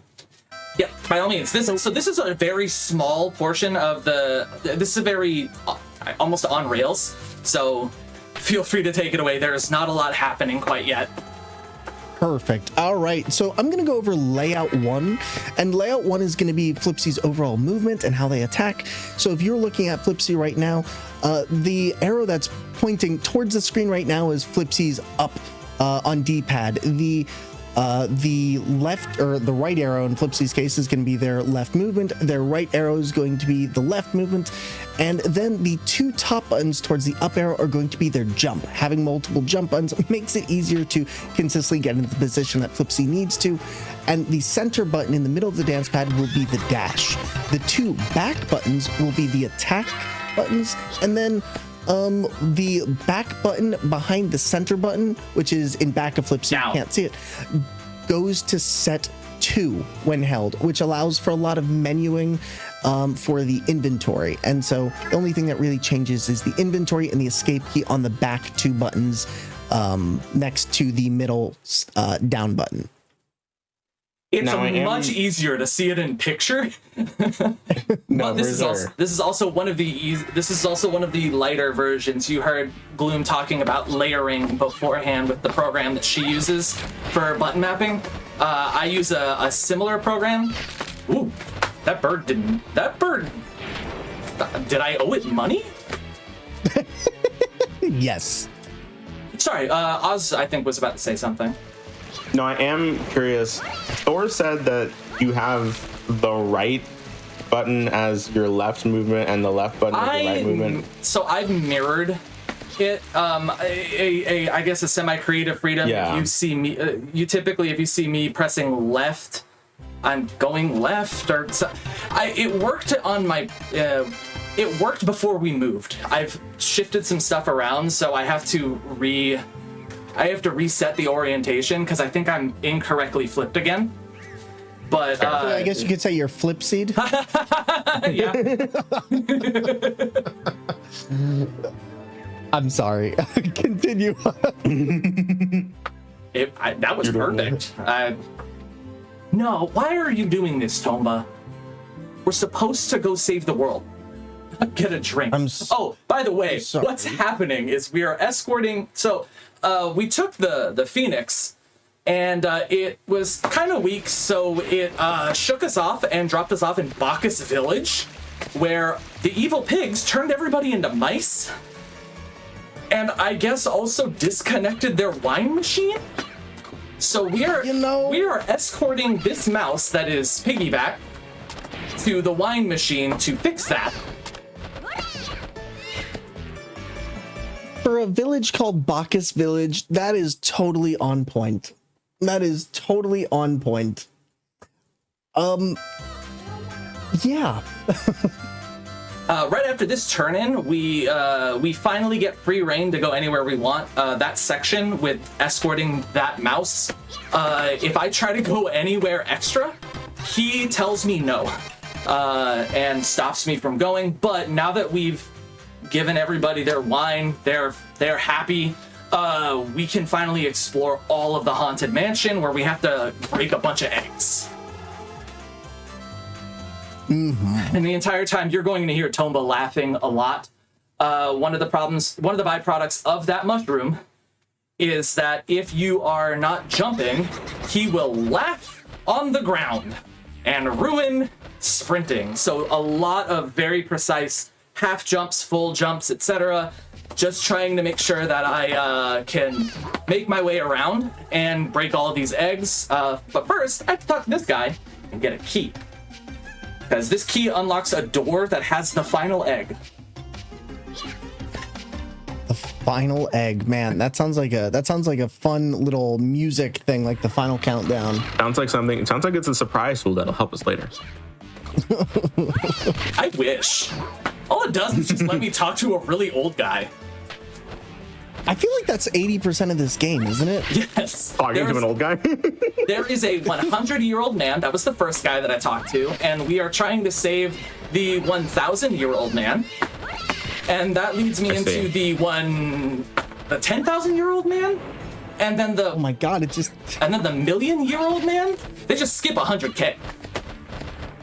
Yeah, You know, they were like, at that point, if you've lived 100K, you've probably lived a million. Dude probably doesn't even know how old he actually is. He probably just tells people a million because he's tired. He's just guessing. Because how much life experience could you really gain in 90,000 years? So yeah, you got to have 990,000 years to get real life experience. I mean, I guess the real question is how often does he also see pigs take over the world?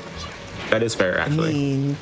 I guess the big thing is, like, I needed 998,000 years of job experience to get the job I was after, and I guess this guy just beat me out by a couple 100,000 years. Yeah, it's a really competitive market, Yeah, in this economy. Oh my god. All right, here's a jump that's going to make me cry because I miss it all the time. I believe, Flipsy. There we go. Second try. Perfect. Nobody even saw the first one because the rewind. I don't know what you're talking about. That was first try in my head. Yeah, first try. Thank you. Beautiful. Great. We're all in this together. Exactly. That is probably one of the worst things to do on a dance pad because with dance pads, probably one of the worst things you could do is play an alternative controller while also wanting to speedrun because you need an absurd extra amount of precision. And that also tends to come with you having a little bit of a perfectionist streak in you. So I'm sure Gloom is also in the same boat as me. If I make a mistake that I know I shouldn't make on a controller and I make it on dance pad, oh man, I get very unhappy about that. Mm-hmm. Now, Flipsy, I have a question for you. How did you get started with the dance pad? Because that's a very interesting story in and of itself. Cancer is the short version. Back in 2021, I got a very interesting diagnosis, required an organ to get removed, and then 8 months of chemo. And in all that time, I lived on the second floor.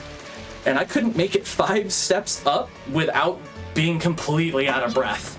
And so one of those times while I was recovering, I was playing Final Fantasy IX, I think. And one of my viewers was like, hey, does that dance pad work? And I had just gotten this dance pad a couple years earlier from a game store that closed down. And for those that are dance pad enthusiasts, this is a Cobalt Flux. Very rare. I think at this point discontinued. And I was playing and I looked back, thought about it for a second, and I said, hey, I'm going to disconnect for 2 weeks. I'll be right back. And in those 2 weeks, I found a program that helps me with the layering. I got everything set up, had a friend of mine who had a lot of helpful tools to check the electricity and everything to make sure everything worked and check all the circuits. And we got everything set up in 2 weeks. And I just started playing. First game was Final Fantasy IX. Then it was Kirby's Adventure. Then it was Metal Gear Solid, and then I think it was Undertale afterwards. I really upgraded. Very nice.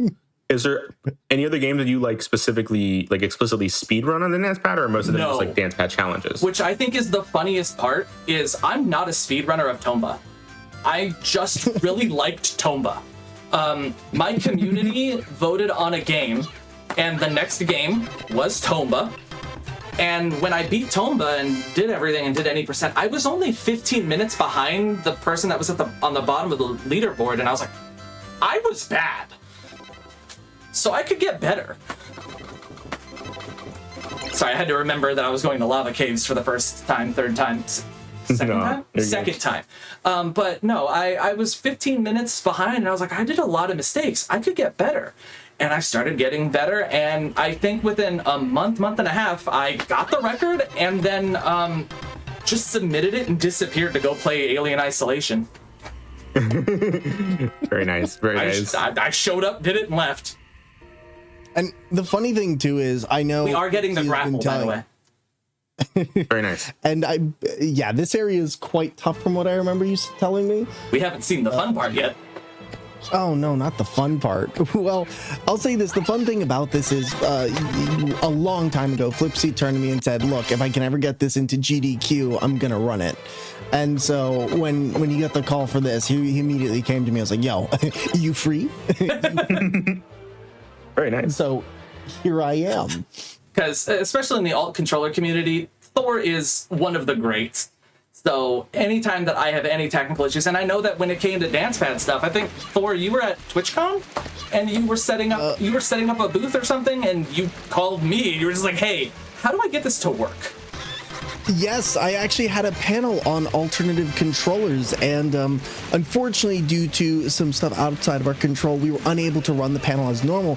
But we had the people who were with us do, I think it was Tetris, one of the Tetris games, Tetris Effect on DK Bongos, and but yeah, I called Flipsy. I was like, "Yo, I need to know what's going on with this dance pad. Why isn't this working?" And Flipsy hooked me up. By the way, Very nice. Here's the first pig. So here's where I use the healing mushroom so that I stop laughing. And then the sole purpose of this is to get to the pig. Ah, I missed. Here's the rewind again. It's not cheating. Uh-oh. There we go. You know, I think You did that first try. I think rewinds are generally one of the best creative and also accessible tools in gaming nowadays that I really genuinely love. There we go. First try. There we go. First try. Let's go. This pig is always the one that gives me a nervous wreck, and then it's the windmill pig. Windmill pig, I still have nightmares about. You'll see why. But we're finally able to get this last large key piece, and there is a room that is nearby that I accumulate all of the key fragments, and then I just put the whole key in my pocket. What, you don't put it in your stomach? I don't know how. Look at this key. I mean, isn't Tomba just Kirby? I mean, they're both pink. I see no difference here. It's the same picture. Do you see it? It's the same picture. Thank you. Corporate asked you to find the difference between these two photos. They're the same photo. Oh man. Jeez. I mean, listen, they both run fast. They both eat stuff. They also are obsessed with they're obsessed with food, and you know, they put stuff in their stomach. Like, I don't know what to tell you. Wait a second. You just described me. Oh no. Oh. Well, I am Tomba. I am Tomba. Tomba? Playing Tomba? I am Tomba. Never mind. Whoa. Tomba. Mm-hmm. How about I hear both? Now that I think about it. Ah, no. Why would you do that to me? Eggplant? It heard me say that I don't like eggplant once and just never let me live it down. Okay, but real talk, who likes eggplant? Ozmourn, do you like eggplant? No, not really. Okay, chat, do you like eggplant? We need to solve this. Whew. See, look at that. And so now we got the haunted pig bag. All right, fantastic. So now we get to go back to the lava caves. Your favorite. I mean, you loved it the first time. You're right, Now, because I didn't have to do anything in it.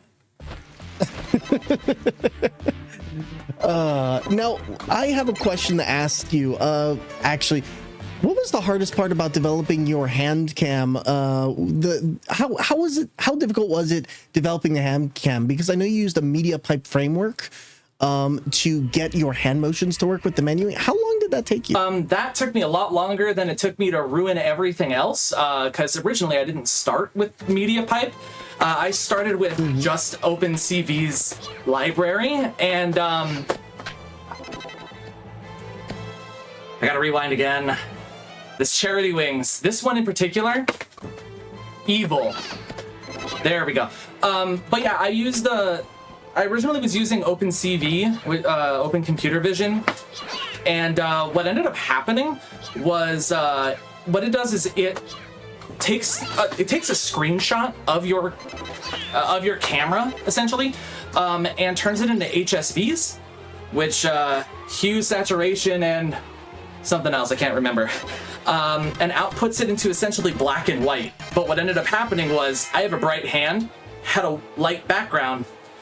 It made it very impractical to get the program to work, but then I found the Media Pipe library, which probably my favorite library. Let me see if I can get it to show up again. There we go. So yeah, it draws out the joints of my hand. It finds the distal joint of my hand and then draws out all the knuckles and figures out like if your finger is down or up based on is the tip of this below here. By the way, this is Scary Pig. So we're gonna let them focus on Scary Pig for a moment. But yeah, like one of the really cool things is, like Flipsy said, they can use that to activate menus, but like they have specific motions. And I think one of my favorite ones is, I believe if memory serves correctly, you can actually make like a little heart to activate certain menus or do certain things in the game. And I just think that's such a fun creative way. You can essentially make almost any combination of hand gestures that you can. Just you have to make sure your hand is clear. But I think my favorite one is I made it for the radial menu for Alien Isolation. So I have a real question to ask you, and I need to know the answer. There's no negotiations. When are you playing Naruto Ninja class and doing ninja signs to activate your jutsus? What just happened? I've never jumped over that chest before. I see. Interesting. So that's never, oh my god, he said the thing. That's never happened before. And I do that again. Cool. Beautiful. You're kidding me. You know what? Let's just jump. I made it here, it's fine. Now, yeah, chat, this is one of those areas that unfortunately is really, really difficult, and probably one of the more difficult parts of the game. Okay. Oh, I think we got it. You seem quite confused. Yeah, I don't normally grab that pig. Fair. Yeah, this is probably the place that has had me locked up the most. No, for sure, I get you. This does seem like a pretty precise and difficult section. It is a very, it is probably the least favorite because of the fact that, oh, hey, look at that. Because the entire floor is somehow more than lava.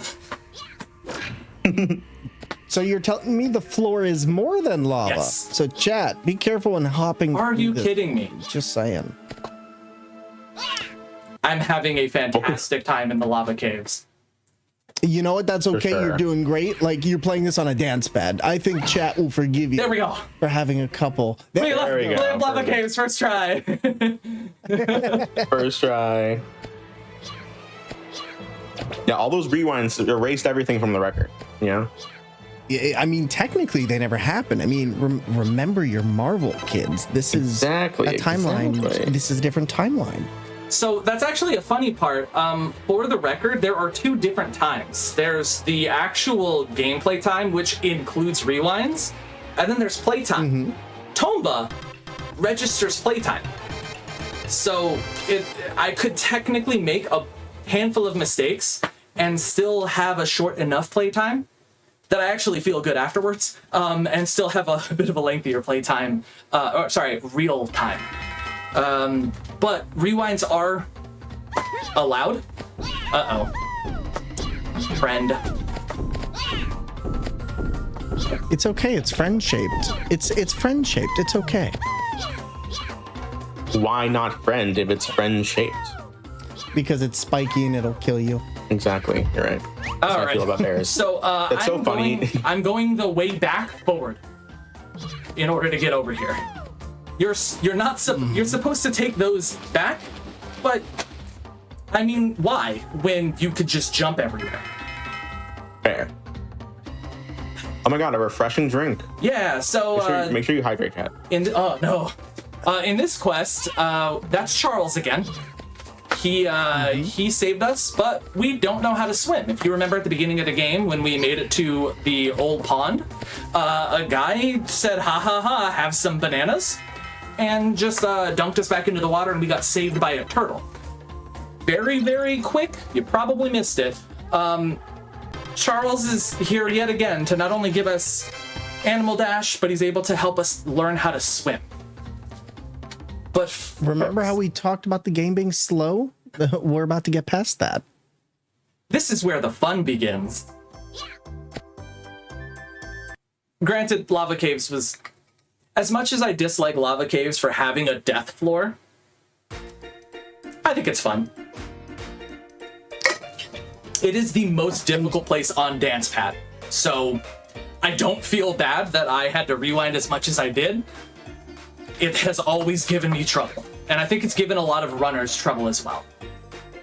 If it makes you feel any better, I've never actually made it this far in this game, ever. I wasn't supposed to talk to him. Interesting.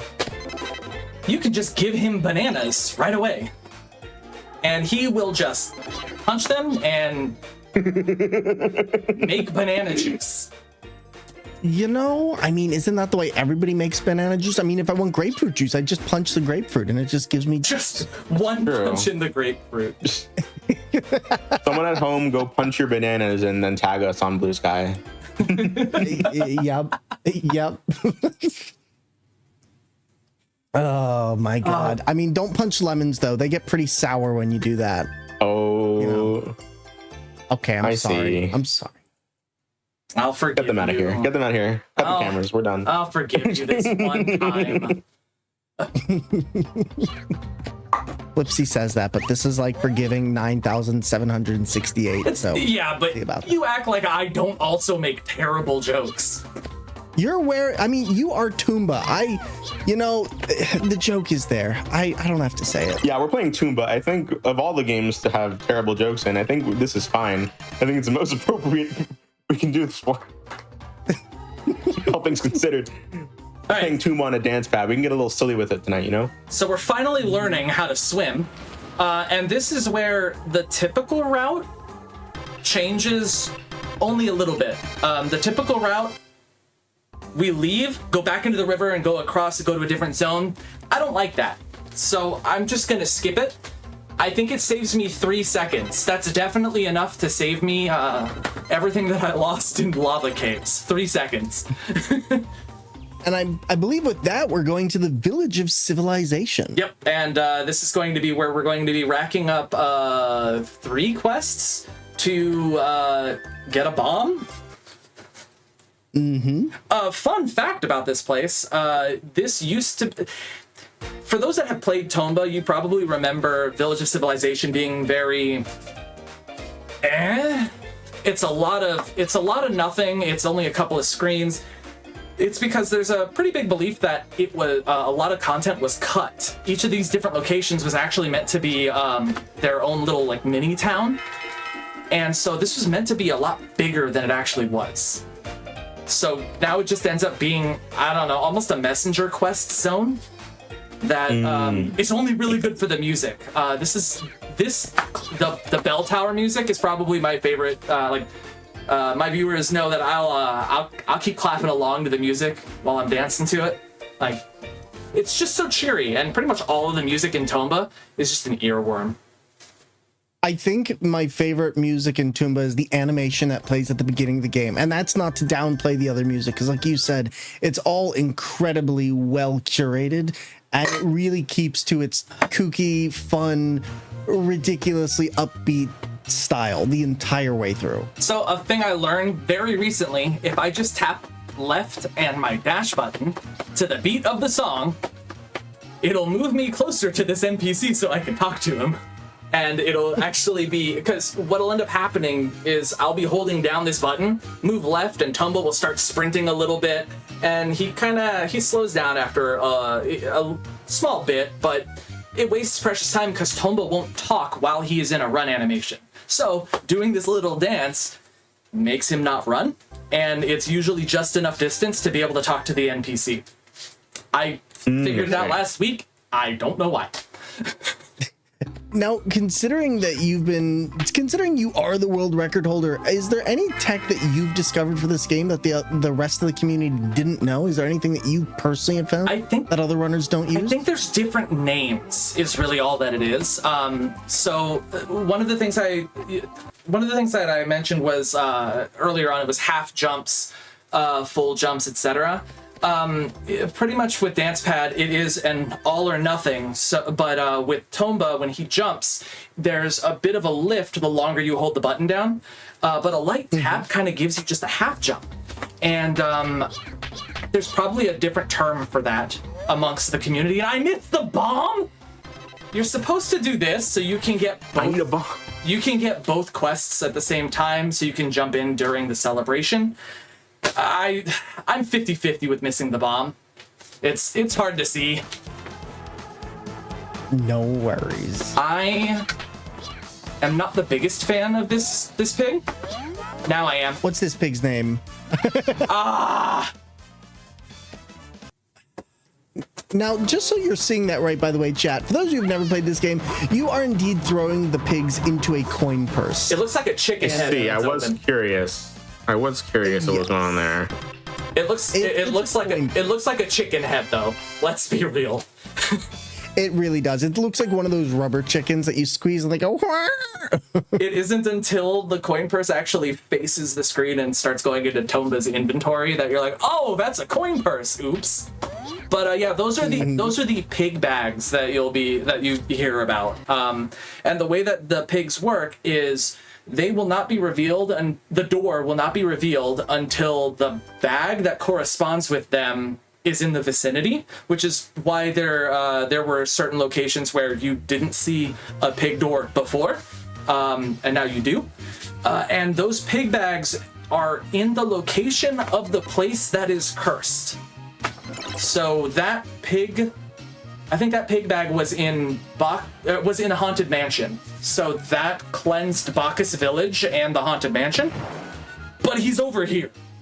So they keep their Horcrux in the place that they want to keep cursed for some reason. I don't know. If it were me, I'd throw it at the bottom of a river because the kid didn't know how to swim. So how was he going to beat us?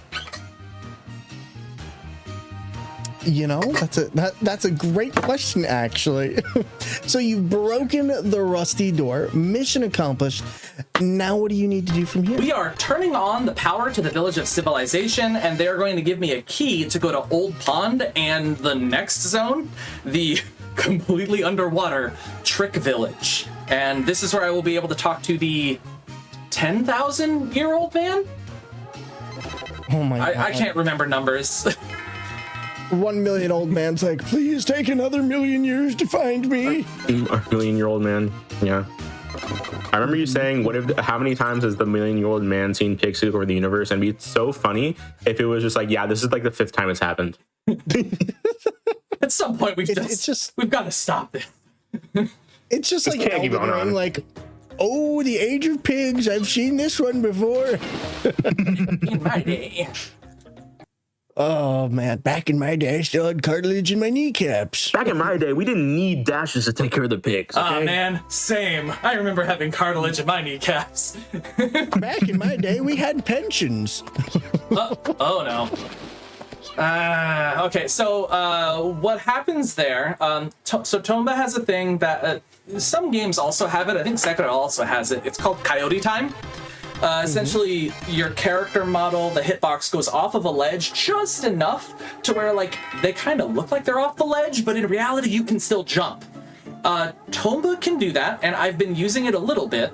However, it doesn't work very well on curved surfaces, like those water wheels. So sometimes whenever I try to go for a coyote jump, oh no, that's not. Oh wait, you didn't give me the noise. Hold on, now I need to remember. Okay, yeah. So sometimes when it's a curved surface, like the water wheels, Tomba will actually hop off and go down to the next hitbox, and then when I go to jump, if you jump at about the exact frame that you land on a ledge, Tomba doesn't have sprint. And so that's what happened. Trying to get that jump on a water wheel, maybe 20% of the time. I can't even be mad if it fails. So here I'm giving this mermaid a necklace that she lost, and she teaches me how to dive underwater. Now, from what I know, there is a bug here that can happen where she will repeat the same lines over and over if you give her the necklace, correct? So what you see me on very weird locations for hitting this. I don't want to stand on center. The sprint button is also the talk button, and something that I've noticed in the last again, I came into this, played the game a year ago, and then just disappeared. And there's been a patch since then where some NPCs, they'll keep talking while you're standing on the sprint button. And interesting. It's not all of them. I haven't figured out which ones it is, but just out of the sake of sheer panic of not wanting to spam the same text line over and over and I don't realize it, I've come to stay off of center if I know that I have to hold the dash button down next to an NPC. Look at that, coyote jump. All right. This is the math beads section where I get heckled by a bunch of piranha. I hate them. Listen, you owe them $1 from that time they lent you money to get a sandwich, okay? It was a pork chop sandwich, and the pigs still aren't happy about it. So, you know. Oh, I get it. There's loan sharks, and then there's loan piranhas. So during this section, Flipsy's gonna have to collect 10 math beads underwater for the old man, grabbing some charity wings along the way. And once he heads back, we're gonna give he's gonna give a key to open some ornate chest so that we can get a pig bag. And there will be some other fun shenanigans using charity wings when we do so. But for now, it's time to get those math beads. Is there a reason they're called math beads? My community's assumption is it's an abacus. That we're... Okay, that makes sense. Stop following me! The panic. Whew, okay. The hardest part of the swimming is done. Perfect. Now we get to go back to the 10,000-year-old man. Oh my goodness. Okay, so now that we've given him the abacus, he tells us absolutely nothing, but he does give us a key, and also this thief's wire, which is going to be very important later. But first, I need to take this key and go back underwater, because there is a chest that I swam kind of by that has a pig bag. And of course you would be there. That guy really likes me. And so here, some runners actually use charity wings to teleport to the Old Tree Hill, but there is an exit to the same zone. So you're going to be taking that instead, correct? Correct. If you're really fast at it, which I'm not, but I like to think I am, it saves 3 seconds. Man, those 3 seconds add up. That's what I was saying. Like, that's 3 seconds I get back from the lava caves. There's no way that... Watch, that's going to be the 3 seconds. I'm telling you, it's what's going to make this run. It makes all the difference. What's actually going to make this run is this very next pig. This is the next pig coming up when I go to Charity Square is Windmill Pig. I don't practice him because whenever I do, he reminds me, he tells me that I'm wrong. No matter what I do in practice, as soon as I decide to put it into a run, everything explodes. So I'm just not going to practice him anymore. And I haven't practiced him for 2 days now. So we're just gonna fight the Windmill Pig live and see what happens. Now, speaking of exploding, I would explode at this point if I was doing what you were doing. How did you get the stamina? Like, how long did it take you to get familiarized and comfortable with the amount of effort and stamina it actually takes? Because you don't just play Tomba, we're talking Hollow Knight, we're talking Silksong in absurd ways. So the way that I got used to it, I kind of got, oh, come on. Oh wait, that's easy. That's easy. See, you just never practice him. So I wonder how it feels to get consumed by a coin purse. What is that guy feeling in there, you know? I just want to know what possessed them to be like, yeah, man, there's no way something bad's gonna happen here. Hold this coin purse. It's as big as I am. I'm just gonna assume that's like an eldritch coin purse or something. Like you touch the coin purse and your dimension reality altering views are shattered. Like it's a metaphor and it's a physical item. So, you know, get wrecked, pig. But yeah, so I actually didn't start Dance Pad in general playing games. I guess you could say I've been living on a dance pad since 1999. Oh my god. I'm a lot older than I look. I used to go to arcades and play DDR Extreme. I had a friend that had the slip and slide dance pad that Gloom plays with for some reason. Please, Gloom. The death trap. Yeah, the death trap. Please, Gloom, I beg of you. Let's get you a better dance pad. It's terrible. You scare me every time. I remember the one time I tried using that dance pad because I have a similar one to what Gloom has, and I nearly slipped back and like bashed my head against the wall. It was a very scary experience. And then I messaged Flipsy and I was like, "Can you tell me where you get the ballet bars you have?"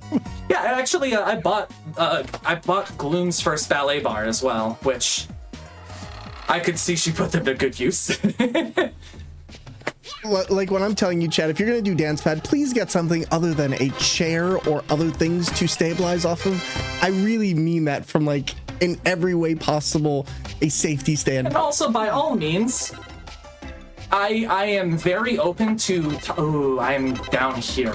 I'm very open to talking about alternative controllers. Like you end up coming over to my stream and just asking questions. I love bringing people into the community, and I also have the nerdy tech background where I can try to see if we can come up with something that works for everybody. And Thor, if you end up wanting to play on potatoes, you've got Thor. You want steering wheels? Thor. Bongos? Thor. I'm just the dance pad guy. Basically, one of the things to know, and Flipsy, I hope you're okay with me saying this, the alternative controller community is very open to showing and not gatekeeping stuff, very much like the speedrun community, which, you know, we're getting a chance to display some of the cool stuff here. So if you ever have questions, come through and ask about how to set this stuff up, because we love seeing more people in the space doing these things, because there's so much possibility and so many things we learn from people you never expect to learn from. This is the roly-poly pig. A trick I only recently learned is as soon as this talking ends, I just move over here, and he decides he wants to stay on screen. If I don't move, he really loves going really high up in the corner, and I can't reach him. But moving forward makes it an easy one tap. I love this pig, 99% success rate every time. Now, where are we in the run at this time? Because you've just got another pig. So what is our pig count? I came into the million-year-old man's room, captured a pig, and now I'm going over to the Village of Civilization to collect the second to last pig. Why was a million-year-old man holding a pig? He didn't know. He didn't have the back. He didn't know. But also, he doesn't have a memory. So this is another one where that NPC, as soon as you land, if you're holding the sprint button, he loves talking about a witch all the way at the beginning of the game who has now come to town. Her name is Mizuno. Loves talking about her, and I have to stay off of the sprint button or else he will not shut up. It's It's just blah, blah, blah, blah, blah the whole time. You know, he's just happy Understandable. somebody will talk with him. Like, he's a million years old, man. No, the million-year-old decade goes by. The million-year-old man's entirely different. I walk in and he's just like, "Oh man, you're doing such great work," and then I leave. That's it. I come in, take a pig, and I leave. Oh, by the way, that was the underwater pig. That was perfect. How many pigs are we at now? We are at the 6th. 6, so only one more. Only one more, and she is in my least favorite location. Now, I do have a note for when time comes up. It's not like we're not close yet, but just so you know, time ends when score comes on screen at the end of stage 11. It'll be orange blocks that say the evil pig bag 50,000. Yeah, it'll be in a room full of gold. I'll right after you see a really scary door, and we'll be running into that room pretty soon. It's about 6 minutes away, I would say. I'm estimating. I'd also like to point something out here, because I know I joked early on about Dragon Ball, but I want to point out that we have to There are capture 7 the pigs. 7 pigs to get the wish of getting our bangle back. I'm just saying this is Dragon Ball without Bulma, and nothing will change my mind. I didn't even Also, think. look, Oh yeah, you take a boat over. That's the guy that tried to drown me earlier. Now we're friends. I don't know why. That's Krillin. That's Krillin. They're going to Master Roshi's island. Am I wrong? All right. So that door is usually closed, but now that I have the pig bag, it actually swaps the iron door, so I can go down here and find the final pig. It's the final pig down. And her arena hates me, and I hate it right back. But there's no positive to come out of that, actually. Uh-oh. Uh-oh. Uh-oh. Uh-oh. Hello. Wow. No! I was ready for that, too. There we go. You can actually throw straight down. But I think I missed the button. You know, you're using a dance pad. I think we can give you... I think we can give you a pat. Forgive me a little bit. So with that is your 7th pig, correct? Yes. So right after that, we get summoned away to this really scary door. And some stuff happens. The real evil pig, the 8th pig, here's the bag, they just give it for free. He is going to take all of these 7 pigs I've just captured away, and they're going to lift up off of the pedestal and close the door that is materializing right now, and we will have to find 7 friends. Which is coincidentally the name of the final quest. So the real evil pig, that is the actual last quest. So here they all go, just fizzy lifting drinks. They're all gone now. And the door's closed. Ah, shucks. So what's going to happen, if you remember at the beginning of the game, I had a little dog run by me called Baron. That was Baron. Baron now has grown up. I have done nothing. And he has ears that are so big he can fly. So how? It's like a Dumbo situation. Yes. What I really want to know is what's the time scale of this game? Like, has it been a couple of years? Like, what's happening here? It's been a million years. We're now the million-year-old man. As far Oh my God! Listen, it's a paradox. We complete the prophecy. As far as they're concerned, it's only been an hour. What? Wait, really? Like, actually? That's what my guess is. No one actually... Ooh, no. Time does pass after you capture a pig, because there are people that are... the little tiny guys with hats in the underground mine, they are digging away at rocks. And, let's see, I need to go to Haunted Mansion. They're digging away at rocks, and after you capture one of the pigs, I don't know which one, because I never go down there, because, I mean, this is any percent, the rocks are gone. So either they did dig very quickly, or time passed. Fair. You know, fair. See, now I'm going to look on YouTube later and find a lore dump of Tomba. Somebody has to have done this, and I need to know the lore now. Certainly, there's got to be a 3-hour-long video essay about Tomba out there, right? 100%. 100%. I'll take that. I really like how these guys kind of look like Muppets. Like, all of the characters in this game have this Muppet vibe that I think is very great for the 90s aesthetic. Yeah? 100%. I'm just thinking of a British person calling someone a Muppet. I was just like, you're insulting these bandits. The Muppets. Jim Henson's Muppets, okay? Again, I have to not stand on center. The bars are fantastic for this. And then, so luckily enough, 3 of the 6 friends I have to find, I know I said 7, but 3 of the 6 are actually here in the Village of Civilization.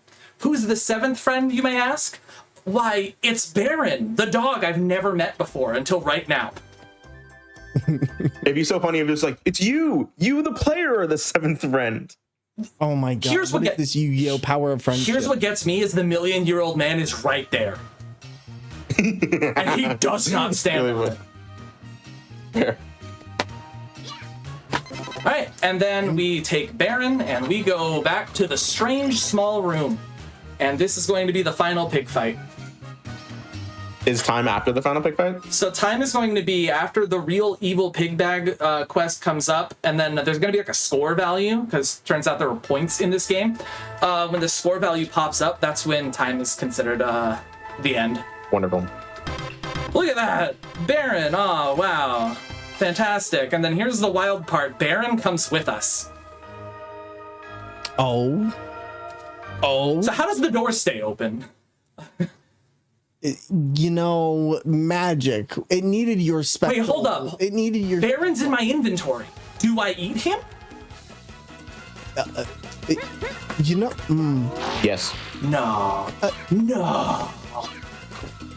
You know, I mean, you ate everything else in this game, so, like, it's not out of the possibility. That shouldn't have gone. That shouldn't have happened. But I'm glad it did. And time. Beautiful. GG. That was an absolutely amazing run. I love that so much. I thoroughly enjoyed Tomba 1. I don't like to talk about Tomba 2. No, fair and reasonable. I am, however, curious to see what the playtime is, because it does count the rewinds, and there was a lot of rewinds I chose not to do. I'm assuming it's a playtime of 40 minutes. Let's see. What's your PB? 39. I see. Very close then. Very close. I was 2 seconds off a few days ago. Yeah, I know you've been telling me you've been like getting 40 minutes. 40 minutes. There it is. You got it. Like the time, you got it. Hey, it's consistency, and I know that you've also said that you've been getting like really close to your PB in a lot of attempts. It's always the little tiny mistakes that add up. But again, I'm on a dance pad, so I'll forgive me. But at the same time, we all a lot of alt controller users, we want to be as perfect as everyone else is on controller. So it does kind of reasonable. It does hit a little bit, but you know what? I think that this was a fantastic time and a fantastic run, especially since I was talking the whole time. That's a lot of distraction. Yeah.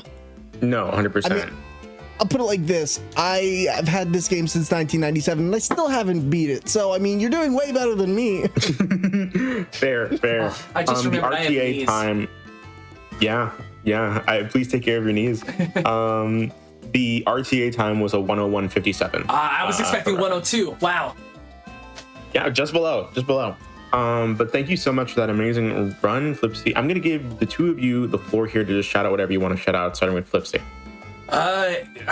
Thanks so much for having me on, Oz. I don't know if I had told you this, but when you messaged me, I was asleep and thought maybe it was a scammer because I recognized your name. I've watched the Scenic Route before. I was like, there's no way this is happening. And then I saw that you were mutual friends with Thor and Gloom, and as soon as you asked, I was like, absolutely, I'm in. Beautiful. So Amazing. I'm very grateful that you had me on here. It is a, I guess you could say it is on like a streamer bucket list. But yeah, dance padding is very fun. I highly suggest if you want to try something out that isn't keyboard and mouse or controller. Again, there are not a lot of us, but we want the community to grow. So by all means, please join Gloom Shadows' stream, my stream, Thor's stream. If you guys have any questions and you want to get into it and you don't know where to go, that's what we're here for. We want to build this so we can have more cool runs like this on GDQ. Of course. Thank you so much for that amazing run. And of course, Thor, if you want to shout out anything? Of course, I will say this. You can follow Flipsy on Twitch. They do stream from time to time, since didn't mention that, but just want to make sure y'all know, go follow. It's a great time. And for me, yeah, like just mirroring what Flipsy said, I really love alternative controllers. I've been doing this for almost 7 years now. That is a wild number to even think about. And I absolutely love getting a chance to do amazing things like this, not just with Flipsy, but with people like Dr. Doot and Gloom and all these other amazing people. And I would love to see one of your wonderful names in chat be able to do stuff like this, and knowing that we had a part in helping to educate and show more alternative ways to play, because gaming should be for everybody. On top of that, if you want to see somebody play Sekiro on a potato, we just finished up our Bloodborne run through on a potato, or you want to see somebody sling some Magic the Gathering or play games on steering wheels, DK bongos, whatever, I'll literally do most things on weird controllers.